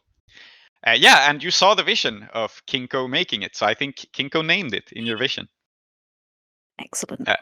See, that's why it has a normal name. Yeah. Before we move on, I want to flag that the only thing I've done in this session is pass out. Yes, I'm well aware. I am getting you to the tower now so that you can be treated. We've had a few scenes, but yes, I'm well aware. So there's going to be one more Iskandaric scene, and then we'll wake you up. Okay? Yep. So, Iskandaric. Hello. You are looking for treasure, right? That's your primary reason in going in and exploring this place. That's right, yes. Yep. And so, having entered the tower, you're aware that there's a lot of old presidential things here, a lot of like old junk and loot. But the first stash you come upon, quite coincidentally, because you don't really know where to look, you haven't really like even been here before. What happens as it transpires is you come upon I think in the really old times, when this tower was functioning as a radio operating tower, this room was some sort of maintenance room that connected it to the rest of the electrical grid. Now the tower is no longer connected to an electrical grid; it just works by its own account. And so this concrete bunker-like place that once was a maintenance room is the most obvious place where you would stash something valuable. And so it's the first place you check. All right. And so it was that you have access to the Tower of St. Filmina's medical supplies. Damn. It is a treasure trove of medicines, both old and new, both remade. It's like a bunch of pills that are probably expired but will do, bunch of chemicals, bandages, and so on. And this is the first and most obvious treasure trove. You can look for others, but I think absolutely, if you're going into the tower to look for valuable things, its medical supplies are the first thing you would find. Interesting. Okay. Yeah. I wonder how Iskandaric would react. I probably go, huh. All right. Yeah, I think let's keep Cartometric with you. So he goes like, so what do we do with it? Just load it up on the bikes or on the... What do you call your four-wheelers? The mules? Yeah. Mules? I don't know. They're supposed to be, what are they? I forget how there are darting, soaring. No, they're racing, scorching, and soaring, which mules normally aren't. Yeah, fair enough. Yeah. But he goes... The Hellhounds. The Hellhounds, there we go. Hellhounds, yeah. Do we load him up on the Hellhounds? Okay. Let's say Iskandaric is thinking about it, doing the thing where you kind of like chew your tongue or something and thought and goes, well, not many of us can make use of this now, can we? Might be good for barter, but the only person who would want this, I don't think has anything to give back. No. Leave this where it is. We'll think about it later. There's got to be something more. And I think maybe... Let me think, because if they have hidden something else in this tower, I suspect that you can't find it through normal means, and maybe you have to find it by, opening your brain a bit. Okay, so you want to tune in to the tower's secrets and find its secret treasures and whatnot? Okay. Yeah. So did you say this was the control room, or? Yeah, it was formerly. It was some sort of like. Basically, what I'm imagining is it wasn't the control room for like radio broadcast and such. That's long gone. But this was like the concrete bunker where this thing was hooked up to the electrical grid, right? So this was an access point to the tremendous amount of electricity you would need to run everything in here. So if there's the control panel, which Lady Iskandaric can get, put her hands on and sort of just, I don't know, just sort of feel where the wires go. Yeah, okay. Feel out the fuse box, as it were. Yeah, absolutely. Yeah, where are the breakers? Yes, yeah. Okay. All right, please work. Oh, it worked. It's a 10. Oh, it's an 11, but Okay. So you get something new and interesting about the current situation from the point of view of the world psychic maelstrom. And I can also ask you a question or two. Yeah. And so I think the question I ask is, what sort of treasure are you most interested in?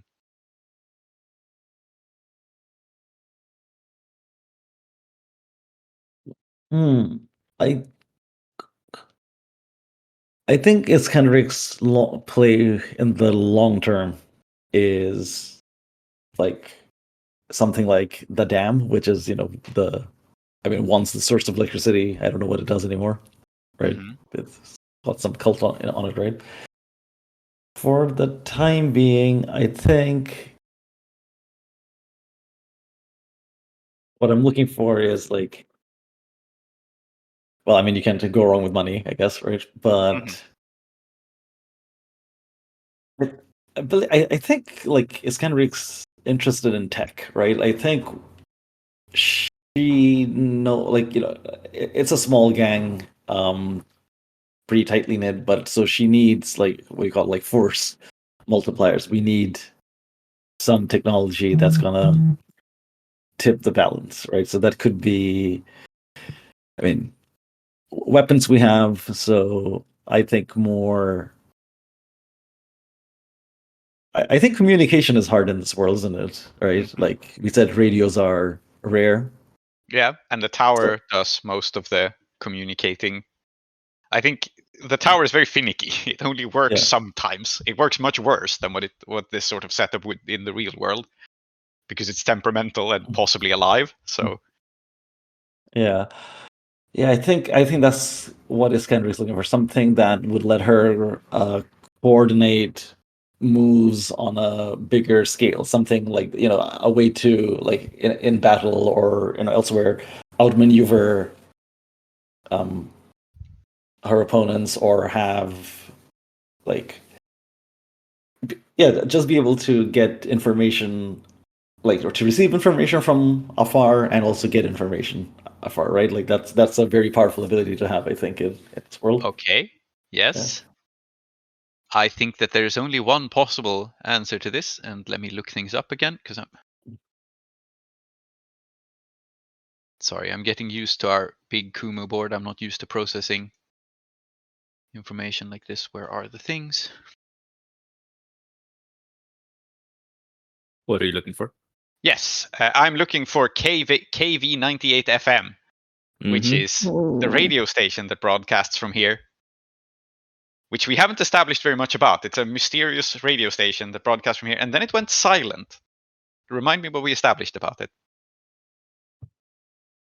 It was broadcasting for the return of somebody called Jericho, who did return at some point. Yes. Yeah. And then it stopped broadcasting, if I remember correctly, due to let me think. Well, Jericho's back, right? Because Jericho came back. Yeah, that's what it was. Correct. Yeah. And so KV98 FM, the radio central, is still in here. And you realize, I think, as you touch the wires, that this was, in fact, one of the sources of Knight President Castador Sicari's power and influence. It is some sort of strange machinery, very much like gear cutter made machinery, a tangle of wires and broadcasting equipment, and a voice, but also something else, something like the heart of Saint Fulmina's tower, and also a relic. And you realize, I think, that this radio station is, in fact, the Saint Sanctuary. It is what Angelica relies on to communicate with the tower, but it could be used for other means. What you're looking for is Angelica's safe space in the tower and a direct access to whatever the hell the Tower of Saint Fulmina actually is. And you see a vision of this like room with like, probably once there was a chair, but Angelica's in a wheelchair, so she slots herself in, right? And it's something, imagine a room somewhere in between like a DJ mixing booth and some sort of like sci-fi big machine you pull down on your head and jack your brain into. It's like a little bit of both. Okay, so this thing can send signals, basically anywhere. Like, I mean, or like, so what's the? Yeah, it is the most powerful way to send radio broadcasts in Convergence Valley. It was once used. Okay, yeah, I think you get another vision here, and it is, of course, it was once used to communicate with Polemarch's fortress. All right. Part of what held the nation at Convergence Valley together was this ability to communicate between the various knightly orders. And Knight President Castador Sicari once sat at the heart of it all. Neat. Okay, do you think? Okay, so last session, as Iskandaric was approaching the tower, the four-wheelers started to resonate with the radio signals, and they heard something. Mm-hmm. Is it possible that it was this that caused it. Like, not only it can send signals, not like the other person, the person receiving the signal doesn't necessarily even need to have a radio. Oh, You can yeah. just, It can send signals through other things. Absolutely. cool. What a nice treasure. I like it. Mm-hmm. What a nice treasure. Yeah. So I think you get a sense of this. And as you stand there with your fingers to this, let us get Tar-Minotaur into play. So to speed this up a little bit, Perfidelity, are you taking Tar-Minotaur to Angelica, or are you taking Tar-Minotaur just to like get? I mean, I suppose they're one and the same because Angelica normally administers treatment. But what I'm interested in is, do you think that you go to Angelica, or do you think that you just kind of drive inside the holding and go like, someone help me? Oh, I drive inside the holding and I call for Angelica. She owes us a blood debt, and thus is required to attend us. And the best way to get somebody to pay their debt is to make it clear to everybody else that they have a debt to be paid. All right. Social pressure. I learned that from you, Ahiri. You're the biggest problem. Thanks. I'm not a problem. I'm a solution. So, to get Tar-Minotaur into play here relatively quickly, to not linger on this, I think Angelica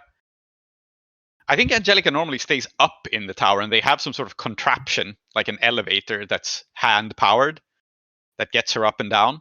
And so we see her come down this elevator as people working there like hoist her down with chains on a big structure and contraption from where she has a sanctuary a little bit higher up.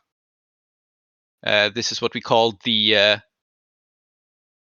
Saints Sanctuary.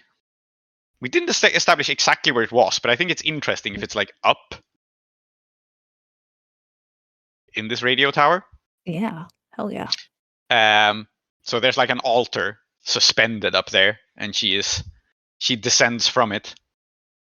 And I think we see the same person as we saw in Tar-Minotaur's vision. It's like youngish woman in. It's interesting that most of the people she treats have prosthetics of different kinds, but she is in a wheelchair. So she does not have any artificial limbs, I think. She seems rather used to this way of moving around. And she rolls up to Tar-Minotaur, who is still, I presume, laid down on the bike. I think she had polio. Yeah, that makes sense. So it's not that she has lost a limb. No, she could remove it, but why? Yeah, exactly. So she rolls up to Tar-Minotaur, and I think there's no questioning about this debt, or at least Angelica does not. I think she's the sort of person to not even really acknowledge it, to just get to work, is the thing. So she rolls up to Tar-Minotaur and shines a light on you, looks you over, and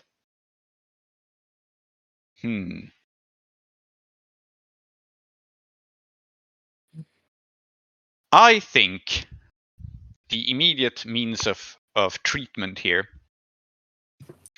is that she, like, this is all weird science around the tower. So I think the energy of the tower crackles somewhat in the air, and she takes up, like, one of her assistant hands her something, and it's just a live wire. And she touches it too and shocks you awake. This is not like a total cure, but it is a treatment, and it's also partly my justification to get you to be able to speak and move around more in the scene. The eyes shoot wide open. Yeah, and it does hurt, obviously. You are given an electrical shock, but it's also some sort of infusion of magical tower energy. And you jolt awake in a quite painful way. And above you, you see Angelica's face looking down at you, holding the sparking wire. Okay. So what is this? So I'm awake. In terms of my harm and so on, what does it do? You still are at this much harm, but you are stabilized. Okay. However, you are still sick, and I will get to that. So if you take a moment to let Angelica speak, I don't know if you do. Yeah, I think what she says is, "You come at an inopportune time. I'm afraid. I know what medication to give you. It's in the vault, but..." And then she nods over to Thick as a Brick and Rhetoric, who are standing by. And she says, "I do not know if we will be allowed to go there." You are the custodian. You are the healer. You have been given leave by the knights. Why do you not exercise your right in this moment? Yeah, she looks over to Thick as a Brick and she goes, "Will you let me past the antibiotics?" And Thick as a Brick goes, "Nope," and crosses his arms and looks extremely smug. That is another one of Iskandaric's men, is it not? They The have idiot.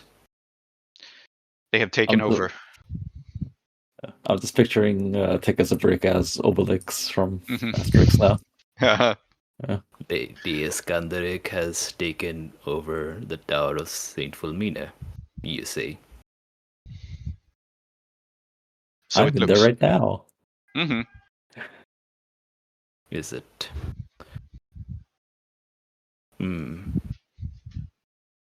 I kind of look around. Let's see. I would require a crutch. Yeah, she raises her hand and someone comes out and she says quietly, I think, as the crutch is being fetched, she says, "The tower is displeased. I suspect you know as much."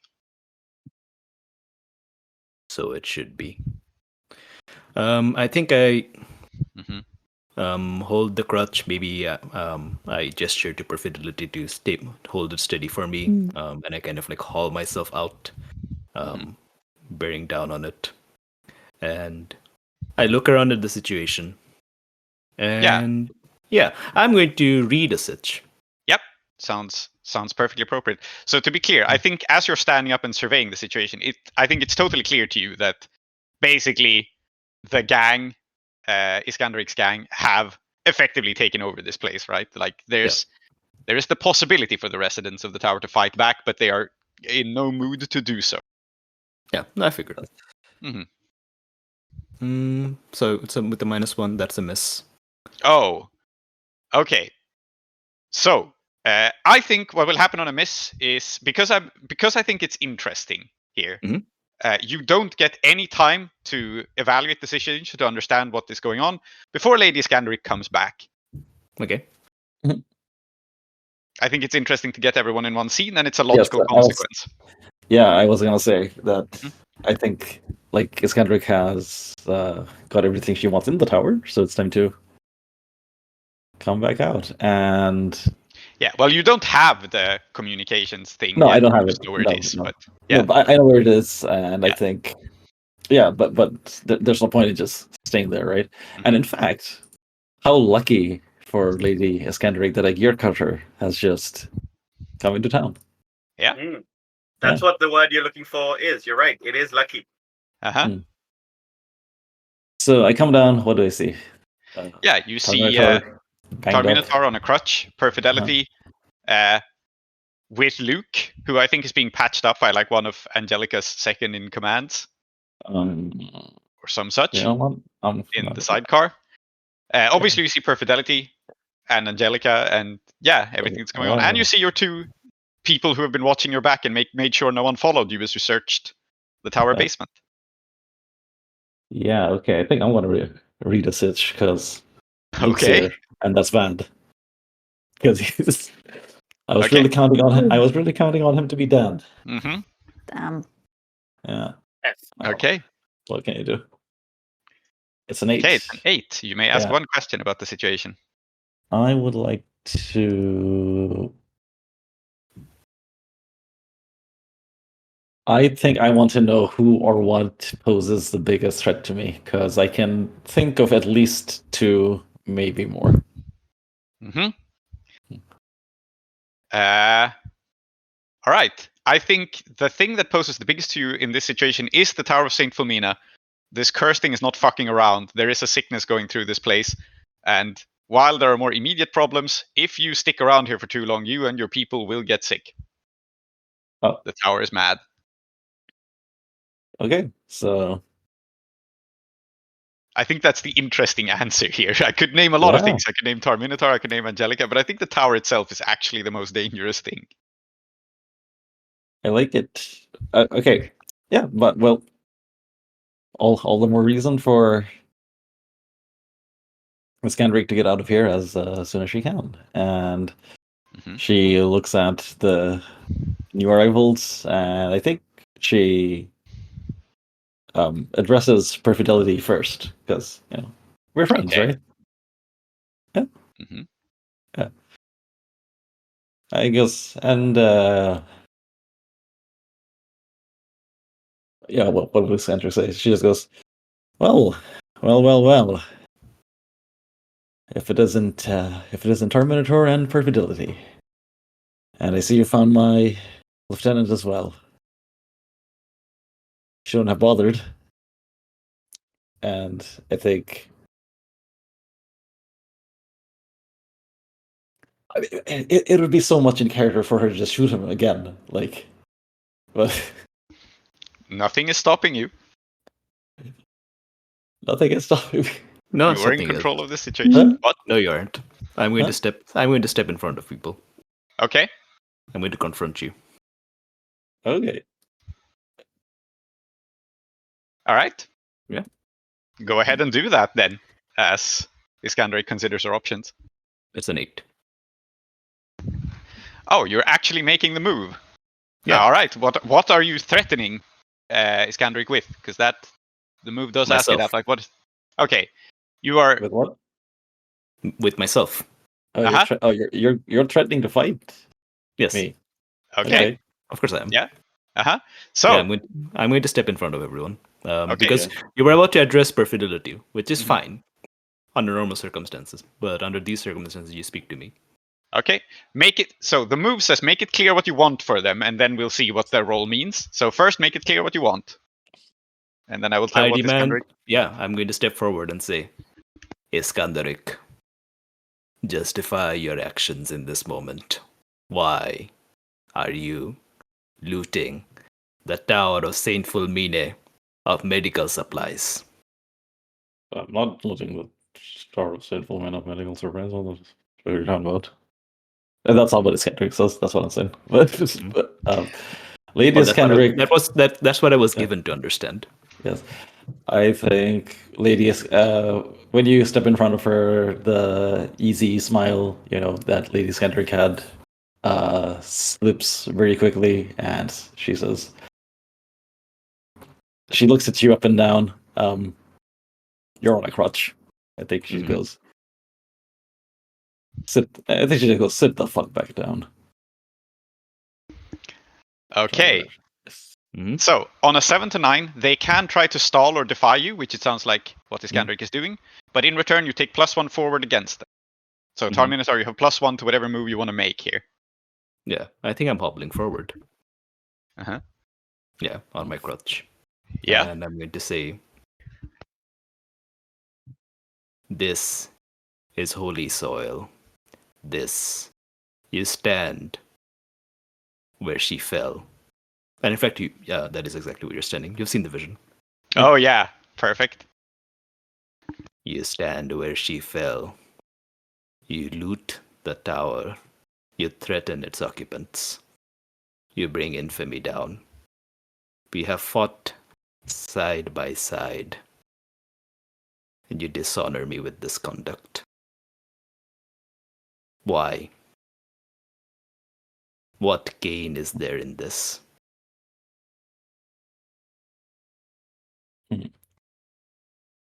Well, it's true. We have fought side by side. That is true. I think Iskandaric would honor like that with some explanation. Yeah.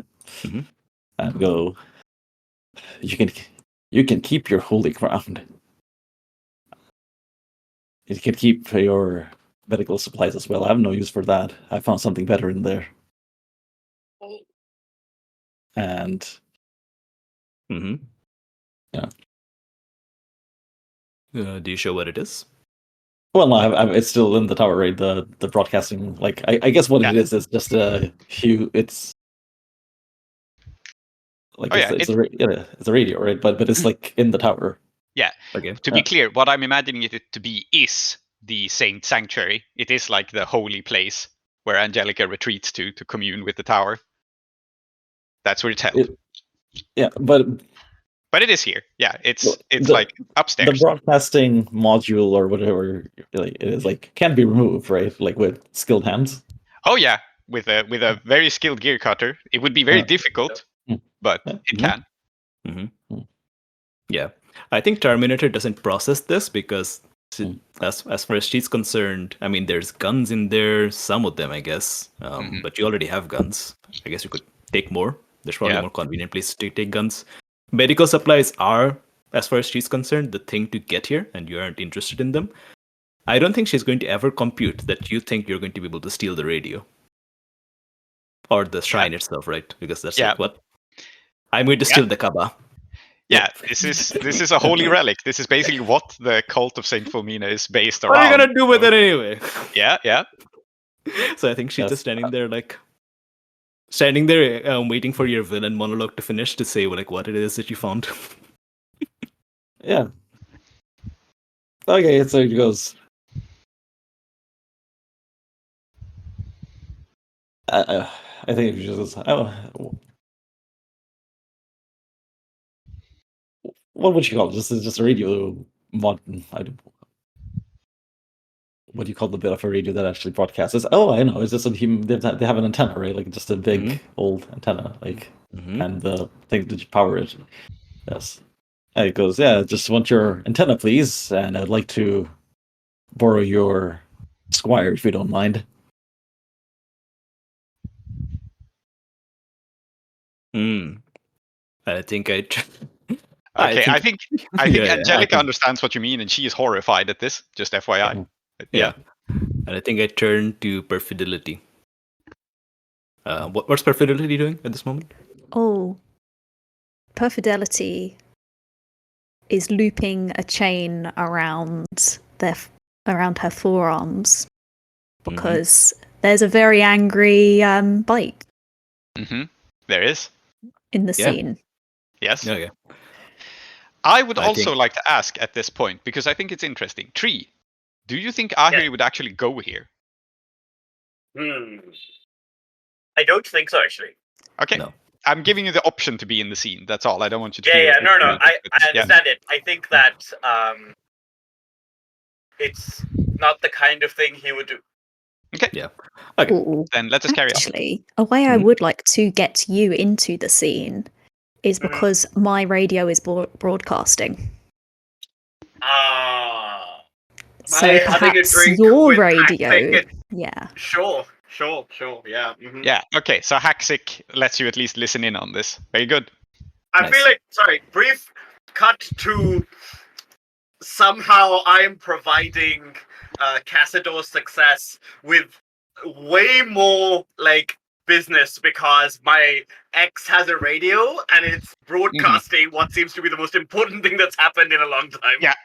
Yeah. So everyone's gathered around. Okay, so that's where Ahiri is at. Lovely. When is Ahiri planning to convince Iskandaric to stay and not, loot and leave?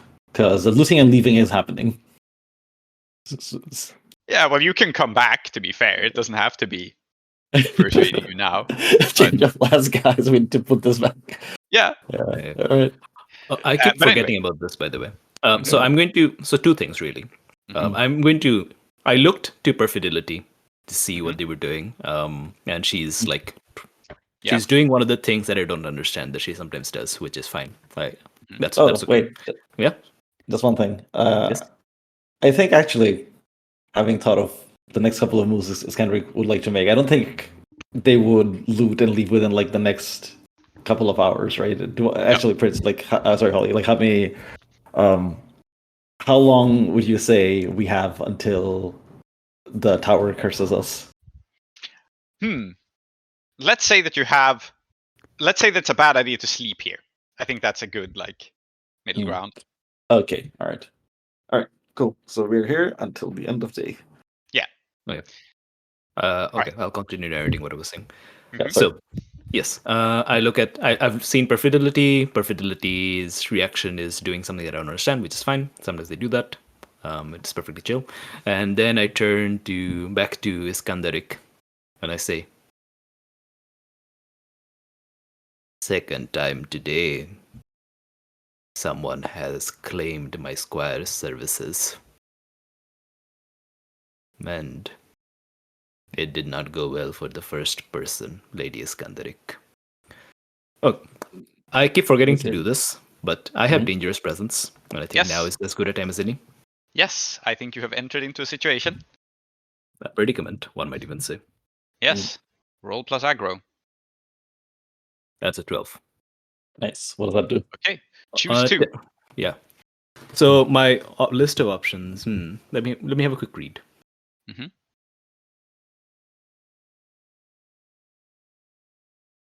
Oh, right. When you enter a non-violent situation. Wait, don't I have this too? Something like that? I have chaotic presence, yes. Yeah, yes. Your gang might cause trouble, but we established at the beginning that doesn't trigger because your gang is actually quite obedient to you at the moment. So yeah, and you've also already been here. Yeah. Yeah. Okay. So, if I have any allies here, they make eye contact with me, as the MC who does, and if I have any enemies here, they freeze and try to make themselves inconspicuous. Okay. Well. So the clear answer to enemies here is that Lady Iskandaric's troops freeze and try to make themselves inconspicuous, because you seem to be most directly challenging them. And we have also established that Angelica is your ally in this situation. Yep. And I think more than just making eye contact, Angelica communicates to you with brief eye contact, which Iskandaric cannot see, that despite the fact that she and her faithful worshippers are sick and not really combatants and so on, they are absolutely ready to die to defend the antenna. As they should. It's a holy relic, so... Yeah, as they should. That's the only reasonable course of actions, really. Yeah, so for once you're seeing eye to eye with Angelica, actually. But however, Lady Iskandaric isn't just some random looter. Lady Iskandaric and I have fought side by side, and there is consideration to be given here. Also, I'm going to turn back, and then I'm going to say, as kindly as I can, it will not avail you, Lady Iskandaric. You do not have the means or the wit to use it as it should be used. This is not an insult to you. I lack the means and the wit to use it as it should be used. Most those who do have passed away. You are quite correct in wanting my squire's services, insofar as she can be of service, but she will not be. And thus, I suggest to you, you withdraw yourself from this moment, from this situation. I think I'm going to tilt my head to look at Perfidelity around Tar-Minotaur and to address. You have to tilt quite a bit. Huh? You have to tilt quite a bit, but yes. Yeah. All right. Well, I'm big. Tilting like Michael Jackson in the Smooth Criminal. Yeah. Which is just a thing that Iskandaric can do now. Yeah. And she says, "And can your squire speak for herself?" I invite her to do so.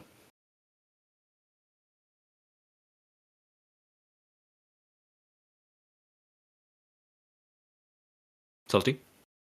Squire? Yeah, and I think Perfidelity looks up from where the chain is being wound around her forearm. And she looks down to Luke. You really should take better care with your gear, Lady Iskandaric. Otherwise, things may come to bite you back in the bottom. And I think this is when Matthew Mark IV lunges forward. Yes. Because I've been unwinding, while this has been going on, I've been releasing him from his service. Nice. All right. Very good. Someone with a vehicle. Do you think I'm not using the vehicle as a weapon. I'm just going, okay. So there are two ways you we can handle mistreated this thing, and thus it is my duty to let it get its revenge on you. But this is fine. This is fine. You'll understand after this. We understand each other.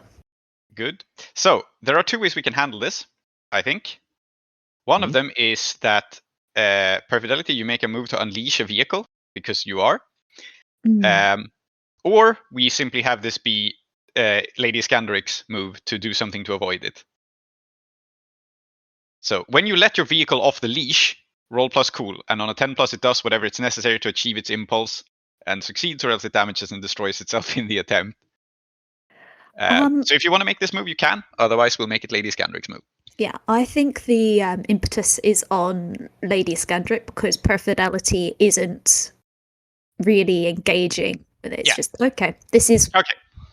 Matthew wanted to get its revenge.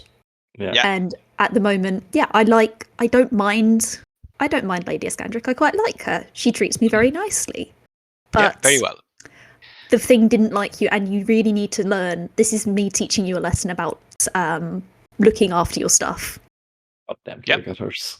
All right. So, from your point of view, it just looks like Perfidelity takes the chain off of this vehicle. I guess the engine has been running because it's been like towed along. So it's been like puttering, but suddenly it roars into life and it comes at you. And I think that you are acting under fire then, Lady Iskandaric. Ooh. I think that when there's a car coming at you, anyone's first instinct is to duck behind something big, which in this case happens to be Tar-Minotaur. Okay. All right.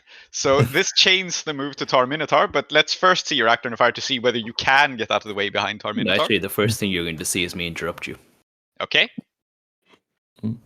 I'm going to use my crutch to poke you in the chest. Okay, there is an interrupt move. Roll your HX with... Stay where you are. What are you doing? Oh, and you've got +1 to this because of confront. Yeah, I do. Yeah, because of confront. So you roll HX with Iskandaric +1 to poke Iskandaric with the in the chest. Good. Get back to where you were. That's a 12. Okay, it's a 12. On a 10 plus, also take +1 to your next roll against them. And also, Lady Iskandaric, that you have to deal with Tar-Minotaur instead of whatever else you were doing. So in fact, whatever move you're making, you have to target Tar-Minotaur with it now. So there's a small list. You're there first, you're in there. Were you ready for it? Yeah. As well? What's happening? I'm getting with you're in their way. So Iskandaric can't just get in behind you because you're blocking Iskandaric from getting in behind you, right? Yeah. So in fact, Lady Iskandaric, it is no longer possible for you to take cover from this vehicle unless you do a move against Tar-Minotaur. Behold the fine art of crutch fencing. How much harm do we think that this does then? There's probably it's probably explained somewhere. Almost getting rammed by a vehicle does to you. Yeah. I'm looking up the rules for V harm, but I can't find them. Against a person, ramming or striking someone at speed inflicts 3 harm plus your vehicle's massive. Okay, 3 harm plus your vehicle's massive. What is your vehicle massive since this is one of yours? 1, so 4 harm. Right? Or is it 1? Okay. Yeah, because but it's not AP. But it's not armor piercing. Yeah, so you take 4 harm minus your armor, and then you roll 2d6 minus however much harm you took. That's 3. 2d6 minus however much harm I took. Which is 3. Okay, so 2d6 minus 3. Okay. Because you have 1 armor. Yeah. Just like the rest of you. It's a miss. 3. Okay. On a miss, the MC chooses 1. You're out of action, unconscious, trapped, incoherent, or panicked. It's worse than it seems. Take +1 harm, or choose 2 from the 7 to 9 list. And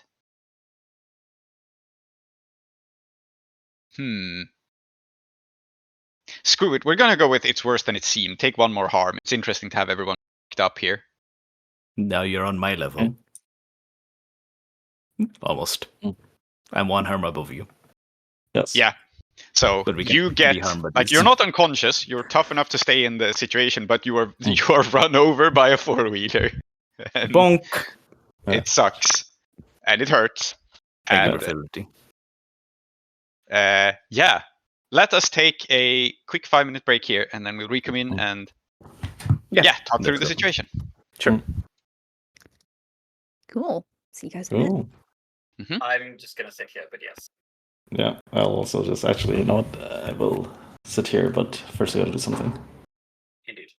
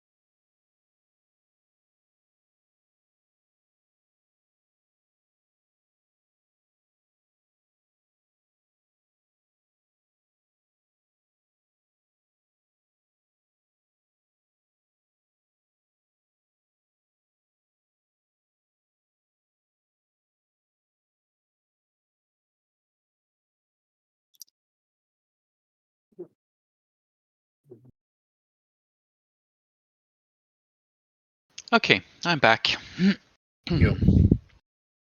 Yes, it's a little messy to learn the new system, but I think this is an enjoyable clusterfuck of a situation. Yeah, I mean, like it's designed for clusterfucks, and like going from a game that has here are the phases, and like having that direction to a game that doesn't have that will, I think, definitely have some kind of like change. And unlike Monster Hearts, we're not necessarily playing teenagers with emotions that, like, by definition are hard to handle, right? So like basically sometimes wisdom looks like a lack of excitement, so then that's what'll happen. I think it's been fine. The only problem was the chaotic presence move shouldn't have fired, and then we were like, well, let's use the roll for something, and then we got confused. No, I more mean that, like, Ahiri will often, I think, make the decision to just not be there, because it's not the kind of thing that would happen. And then, like, in terms of a listening experience, or even in terms of like a game, that may like represent differently, right? Yeah, it may. So I'm thinking about how to tie Ahiri into this in more active ways, because I think I was considering whether to introduce Ahiri's unrelated troubles.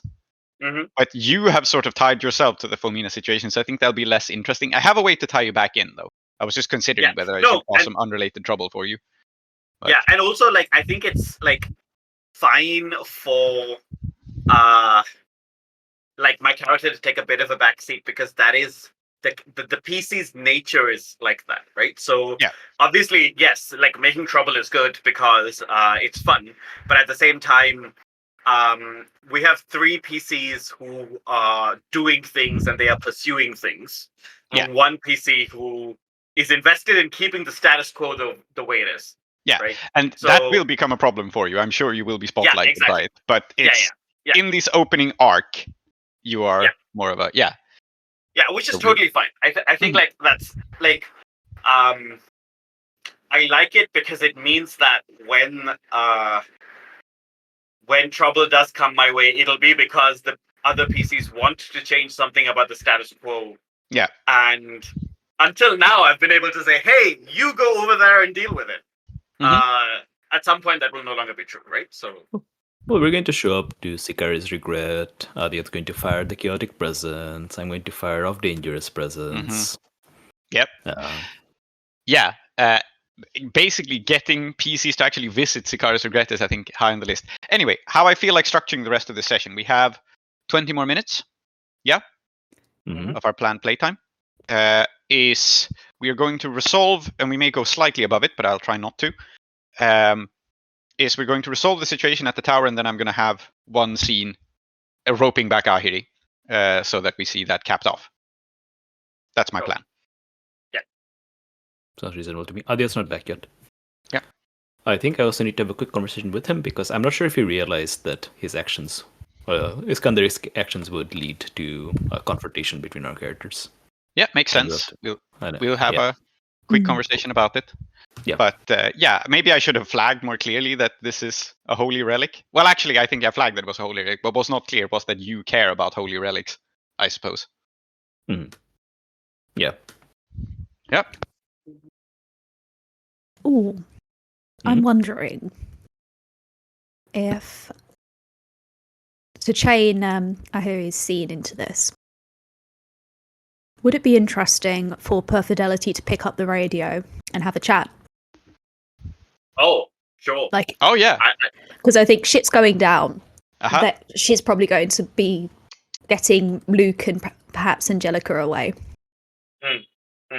Tar-Minotaur is not going to come with her, of course. She has 2 arms. But like, but it'd be interesting. Also, it's also interesting to see whether Angelica getting away puts the situation in the tower more at risk in a way, because it means that the other person in authority is also like kind of being like, oh no, Ahiri made or whatever, right? So I'd be interested to see that. Sure. Okay, shall we just start there then while we're waiting for Aadiyat? Like Perfidelity contacting Ahiri. Should we have that be the immediate next scene? Oh my god, yeah. So you should definitely do this because, as we've established, Ahiri is like being personal, and now this is not personal business, or is it? Oh man, yes, absolutely. Yeah. Let's do it. Thank you for the idea, Salty. I think it's a great angle to take this in. So, and I mean, I'm well aware as well of you're going after something that I might want. We can, my prices are very high, but they are quite reasonable. Yes. All right. That's aggressively intra-contradictory, so I love that. So, Perfidelity, you pick up the radio and send a message to, or speak directly to Ahiri. What do you say? Hello. Did you enjoy all of that? Whoever's listening? I'm just gonna, before anyone says anything, especially Haxic, I'm just gonna put my hand on her mouth, and I'm gonna be like, "Yep, this is Ahiri. Enjoyment would not be exactly the shut up, because there is definitely like what do they call it? There's jeers from the crowd, right? Yeah. The peanut gallery is definitely like, so I do not need them to make this seem like we're all having a good time, right? Yeah, but there are noises for sure. Yeah, and I will say, what is the situation exactly? What is going on? And perhaps more importantly, is the angel alive? Angelica is alive, yes. The situation good shape? is that your room and boarders have decided to take over the tower. Do you want to explain yourself? What do you? I Why mean, would they're your responsibility. They are not. I am not responsible for full-grown adults. They Are you hire sure? room and board from me. Yes. In fact, you know what? I really need to make sure that this doesn't seem like the kind of narrative, right? I am going to try and present this argument, even though my first instinct is to yell at you, but I'm way less good at yelling. And this is how you know. You should yell at you know me. what? Go on then. I'm just gonna fine. Fuck it. I'm gonna be like, how am I sitting over here responsible and not you, the person who is over there and didn't stop any of this from happening? Yeah, that's what I thought. Oh, I mean, I thought, well, you're the one who could have not told them about this place, could have not let them go. No? It's a bleeding tower! It is huge! What do you mean not told them about this place? You Well, can see it! they know there is across the something place. in there that is something worth taking. You could have just said, Everybody no, knows it that." is just a thing. When was I the mean, they last haven't time been somebody ransacking your picked you? basement. I know there's something in. I know you're looking for something. Ahiri? You say this out loud in front of people where everyone can hear? I see how it is. Why Okay not? then.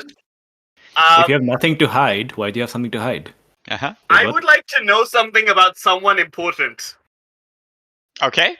You have a move for that? Yeah, I have a move Okay. for this. And I think in this case, Perfidelity is very important. Okay. So I would like to roll my everybody eats even that guy move. Okay. Sure. Roll with cool. That's plus cool. If you would like to interrupt, now is a good time. Oh. Oh, no. You know what I'm going to do? I'm going to back your play. Oh, Lol. Such an open person. okay. Your Facebook feed is set to public. Mm-hmm. Yeah. All right. So, Relationship status, it's complicated. Roll your history with Ahiri. Yeah. so that's +2. Mm-hmm. You get. Oh. So I rolled a 9. So on a 9, 4 I choose. The MC tells me what it will cost me. Okay. So in this case, what it will cost you, I think, is what it'll cost you is revealing something about yourself to Haxic and Disco Gilgamesh and everyone else in the bar, for that matter. Yeah, it does seem to be everybody else in addition to Yeah. Yeah. Everyone's secrets are the subject of this bar gossip. So Excellent. you can back this play, but it will not be a private matter between you and Ahiri. Do you wish That to? sounds good. Yeah. And I think here it makes sense if Ahiri he gets to ask an additional question. Yeah. From- Let me roll to see if I'm doing okay. Yeah. But yes, So I think that rather than a makes sense. +1, you get an additional question. Yeah. I think that makes that makes the most sense here. Good. And I have +2 in cool. Very 12. nice. 12. So you get to 4 questions. Jesus Christ. Yeah, important. First Speed of it all, up. how could I get to them physically or emotionally? Oh, Perfidelity, you answer, at least Ooh. emotionally. Oh, I think we've established In fact- Disco Gilgamesh knows. I was just going to say, in fact, given 4 questions, apart from when next should I expect to see them, I'm just going to ask the other 4. So it's how are right. they doing? What's up with them? What or who do they love best? Whom do they know, like, and or trust? And how could I get to them physically or emotionally? Okay, but let's start with the I'll answer last one. them. Okay, Great. how could you get to me physically or emotionally? Oh, I think. I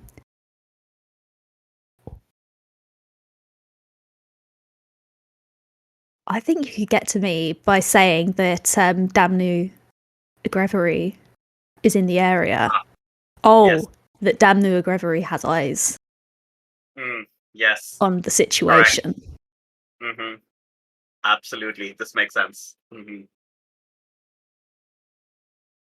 How am I doing? Not very well. I'm pretty stressed right now. I'll be real with you.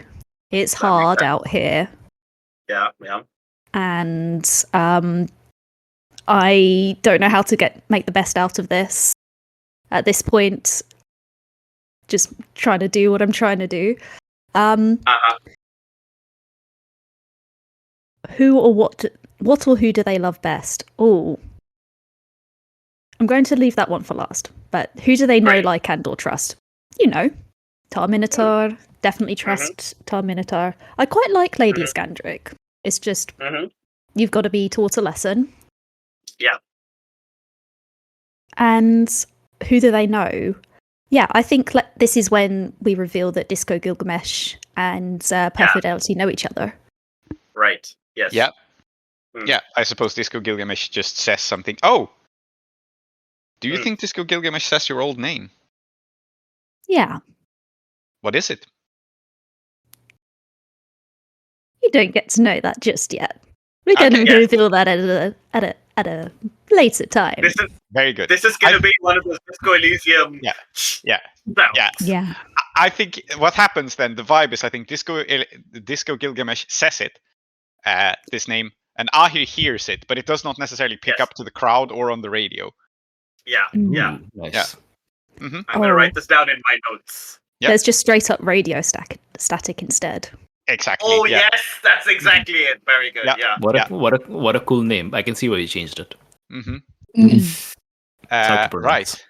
And the last question is, whom do you love? Right. What or who do they love best? The Valley. There we go. Interesting. Okay, sure. Geosexual. Yeah. And you call me out like this, right? So I have no response, no option but to respond in kind. And I will say, and now, this is actually not personal, because you've called me out professionally. And so she will say, should have done something, right, yeah, I should have done something like, I don't know, maybe send a knight of the vanishing cenote, perhaps my best enforcer, Damnu Gregory. Perhaps I should have warned Iskandaric's lieutenant that it was a bad idea. Sounds like the kind of thing that maybe I should have done. What else should I have done? Yes, I should have made sure that everybody knew that I'm professional enough that I will not turn out those who stay with me, but I will act against them if it is in the best interest of the valley. That's the kind of thing that I should have done. Haxic, did I do any of that? Yeah, I suppose Haxic smiles and just goes, if I know you right, you did. And I think this is the moment then when Perfidelity becomes aware that Gregory and Professor Familia have not been sitting idle. And I think it's interesting if they are on their way to the situation. Perhaps they are already here and you just haven't seen them yet. Great. Very good. I love Ahiri. She's so good. And I think, just as like Haxic says this, I'll say, some of us have been around long enough to know that you do the work and you don't take credit for it unless you're some kind of glory hound. Naming no names, I'm just saying, you want to call me out. You better have either the spine or the bone to back it up. Okay, Ahiri. I see how it is. No reasonable feedback with you, are there? Well. No reasonable feedback. No, I only have radio feedback. Well, you're looking for something, aren't you? I'm sure everybody else in the bar with you right now would like to know that you're looking for something. There is treasure in Sikari's regret. Is there not? I know about it. I know how to get it. Maybe you should send some help my way, and I'll help you. And as this happens, I think I'm reasoning with you here, though. Okay, go on. I'm gonna try and interrupt you. I have +0 in aggro, so it's just 2d6. It's history if you're history. interrupting. Oh yeah, sorry, it's history. Yes, Mhm. I have 1 history with you because you are a regular. Okay. Okay.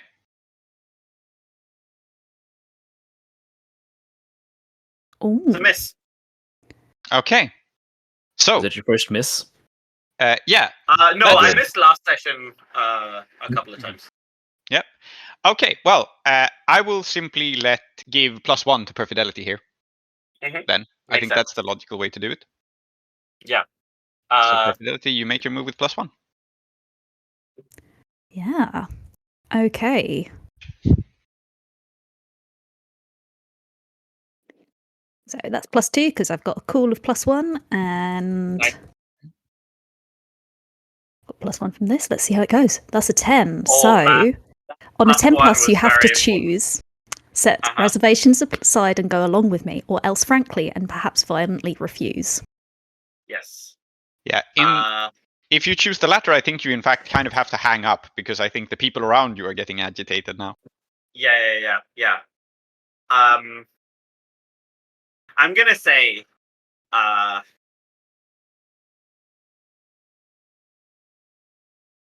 you have Professor Fulminia, Damn New Gregory, and if I'm not wrong, also Luca Modric. You need anything else, you know where to find me. And I'm gonna hang up. Okay. And let us see. What's been happening in the background of this phone conversation all yes. this time? Tar-Minotaur, Iskandaric. Do we need to discuss this out of character before we go on describing what happened in character? Yes, first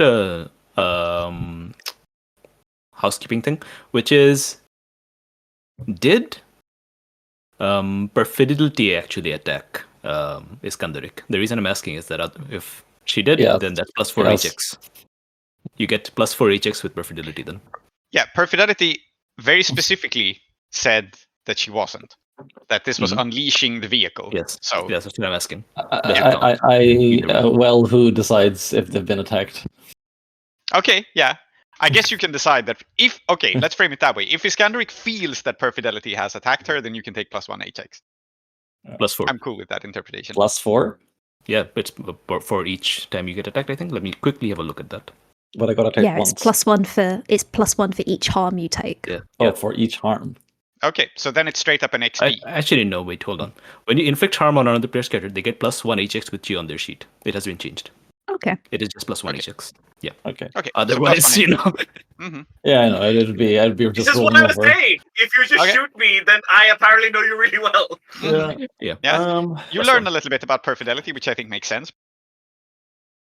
I think what the situation is, the gang is trying to, the gang and everybody is trying to capture Tar-Minotaur, but I think Iskandaric specifically will try to do something like incapacitate Tar-Minotaur by,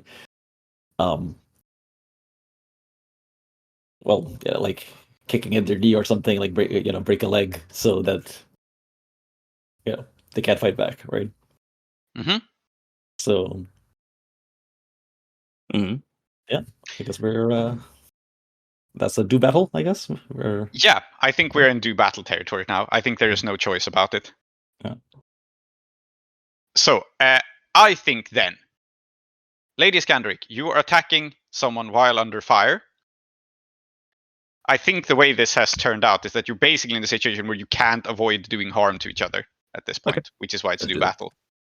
I'm going to roll 2d6 and then 2d6, and then I'm going to add my bonuses to it. Yeah, Afterwards. and Aadiyat, you do the same.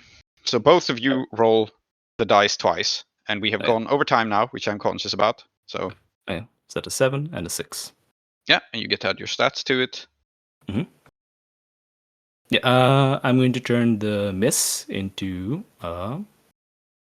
actually.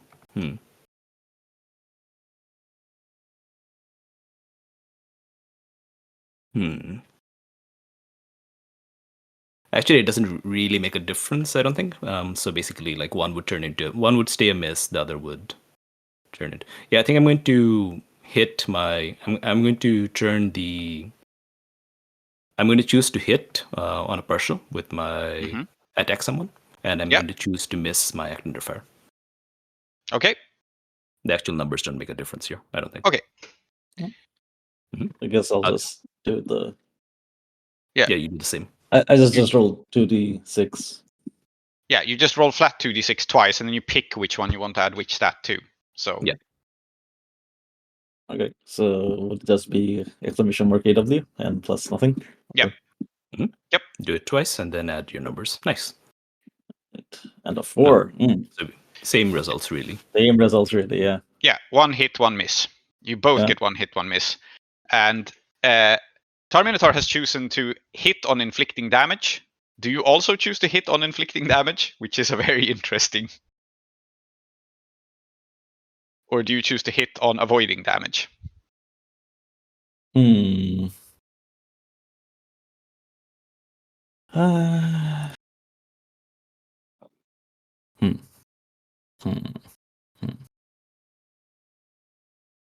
I think I'm gonna try to do damage. This has gone far enough. Okay. Yeah. Okay. So you are fighting unarmed. Both of you basically take 0 harm because you have. No, wait, because it's a miss, you both take terrible harm, so both of you take +1 harm. But there's armor and stuff involved. I think it adds up to 0 harm either way. Yeah. Yeah. So both of you inflict damage on each other. And this triggers both of you making the harm move. Okay. What about the attack choices? Oh, yeah. Right. Yes. On a 7 to 9, you each choose 1. This is true. So inflict terrible harm, seize hold, get them out of your way, impress, frighten, or dismay them, or pin them down. So I want to seize hold of her. Okay. You seize hold of Lady Iskandaric. Lady Iskandaric, what do you choose? If you make contradictory choices, they cancel each other out. Yeah. Which, well, basically makes this entire thing kind of pointless. We will see, because there's still the harm move. You're still both very injured, and you're pounding on each other. So that could make a difference. I feel any of these would be contradictory choices to what you've done because, or we can just seize hold, or we can just seize hold of each other. Yeah, you can. You can impress. I will point out, if you inflict terrible harm, I think you actually do harm to Tar-Minotaur, right? Because that goes above your armor with the +1 from missing your defense and +1 from terrible harm. Wasn't it like 0 harm to start with, or was it something else? So with terrible harm, it would be 2 harm. But I guess you have 2 armor. Yeah, I do. Okay. Then terrible harm doesn't matter. You can seize hold of each other. That is a possibility. That's fine. We can both be here with each other. I don't want to be in a bear hug, fight with Tar-Minotaur of all people. Then you can get them out of your way, knock them down, drive them back, etc., and then the options cancel out. What do you do? I'm trying to choose between impress, frighten, or inflict terrible harm. Inflicting terrible harm does nothing, as we established. It doesn't? No, because Tar-Minotaur has so much armor, apparently. It would make a difference. All right, I guess I'll. The most interesting thing then would be, I think,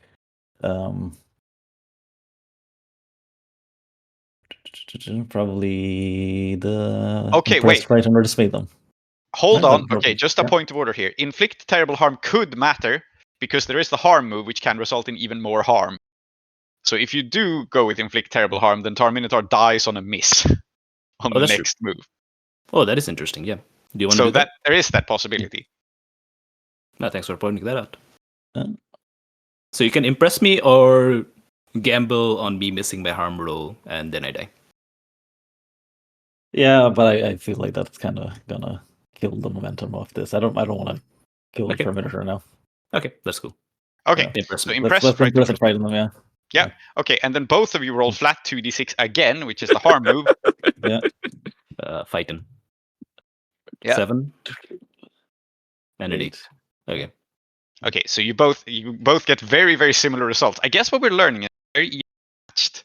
Yes. So there is a scuffle. You fail to get a grip. No, actually, you do get a grip on Lady Iskandaric. Then you're impressed, frightened, or dismayed. Mm-hmm. And I choose, right? The MC chooses what happens on the harm move. No, I meant like with the impressed, frightened, or dismayed. Yes. Mm-hmm. Yeah. But Are yes, you impressed, frightened, or dismayed? Let's see what happens with the harm, and then I'll tell you. I'm leading impressed. Mm-hmm. So, what will happen here is Tar-Minotaur, you will lose track of someone or something you're attending to, which is going to be one of the gang members. Okay. Or perhaps this is sort of more misnoticing something important. Sure. So that is the consequence for you. You can't really pay attention to things other than Lady Iskandaric. Mm-hmm. Okay, we're really running over time, so we should wrap this up presently. Mm-hmm. And I think Lady Iskandaric, you lose grip on whatever you're holding. Makes sense to me. So I think you are disarmed. Okay. However, Perfidelity, the thing that Tar-Minotaur is failing to pay attention to is that the gang is now trying to take you hostage. So that there's a hostage exchange situation. Interesting. So, would you like to take an action here, or are you just saying that if they point guns at you, you will pause and parlay? Drive away.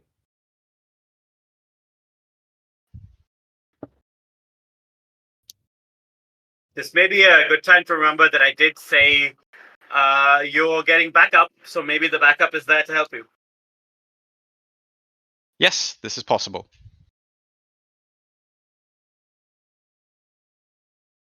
Salty. Oh.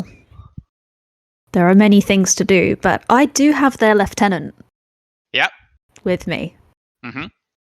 Yeah. And I think what happens is Perfidelity goes, okay, right, this is all a bit of a misunderstanding, I think. So, look, it's Luke. He's returned from the dead.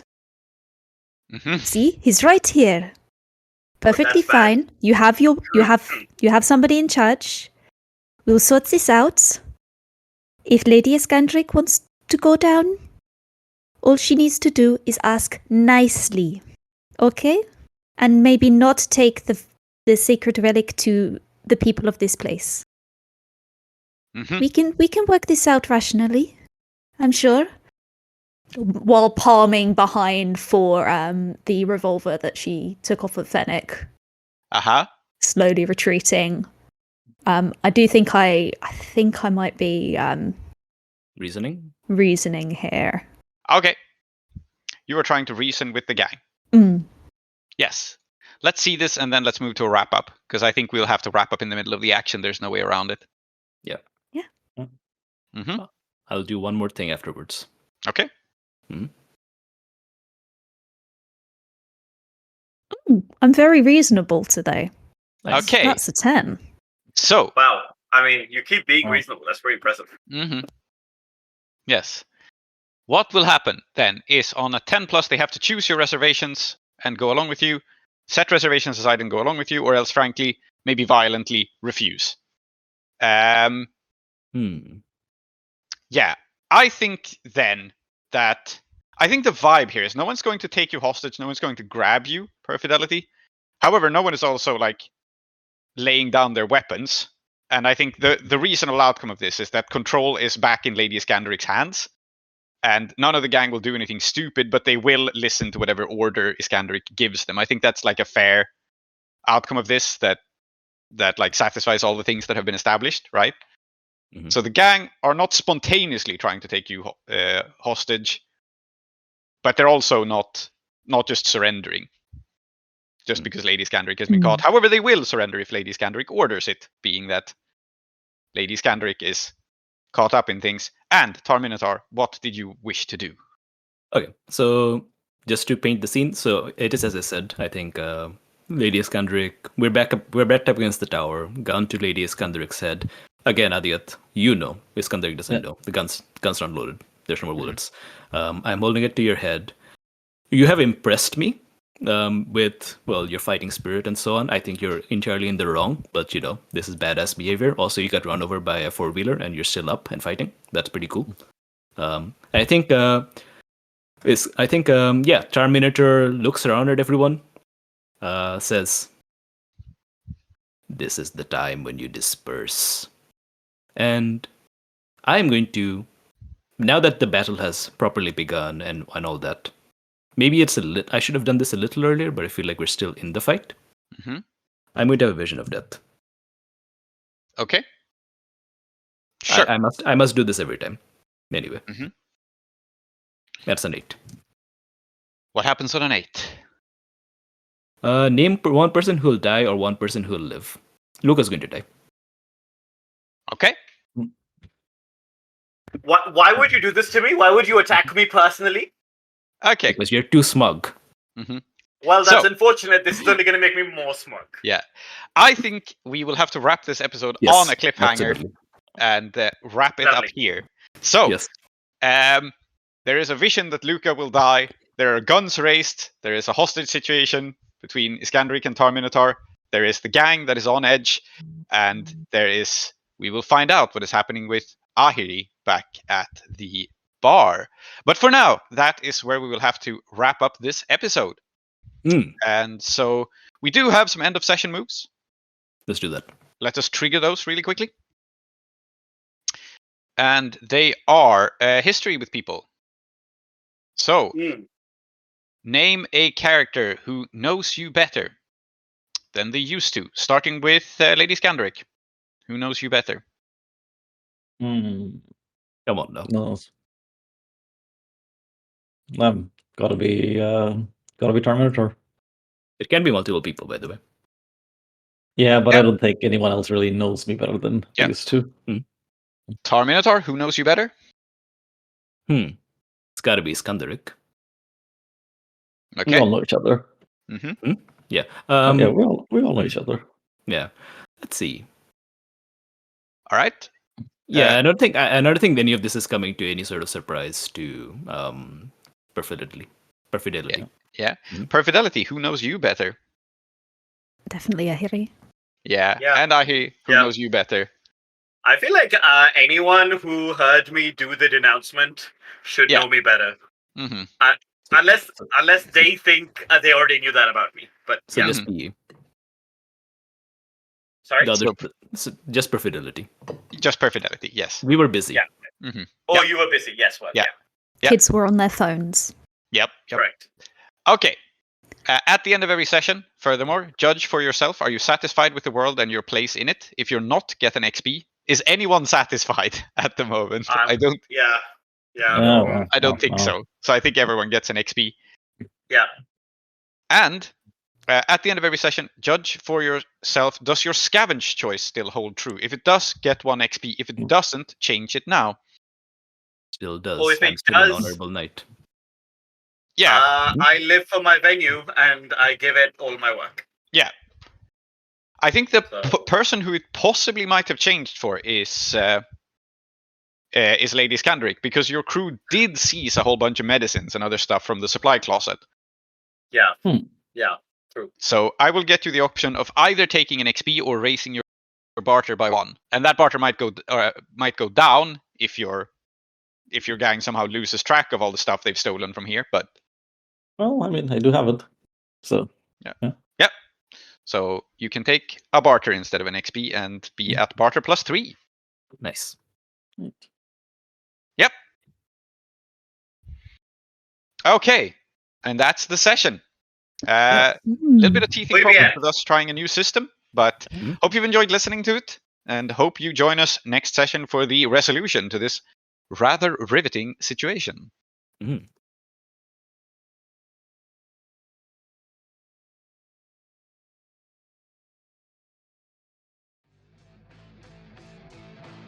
You've been listening to Desperate Attune Season 3, called No Anthem. I've been your host, Holly. With me have also been Zoheb, Aadiyat, Salty, and Tree. If you'd like to support our show, you can do so at patreon.com/desperateattune, which will give you access to our Discord and also give you access to our episodes 1 week early. If you'd prefer a one-time donation, you can do so at ko-fi.com/desperateattune, or you can buy our book Sunmirror at desperateattune.itch.io. The intro music is Steady Now by Waterflame, and the outro music is Ready Now, also by Waterflame. Our logo design is by Fahim Anzum Rumman. Thank you for listening to Desperate Attune, and we hope to see you again next episode.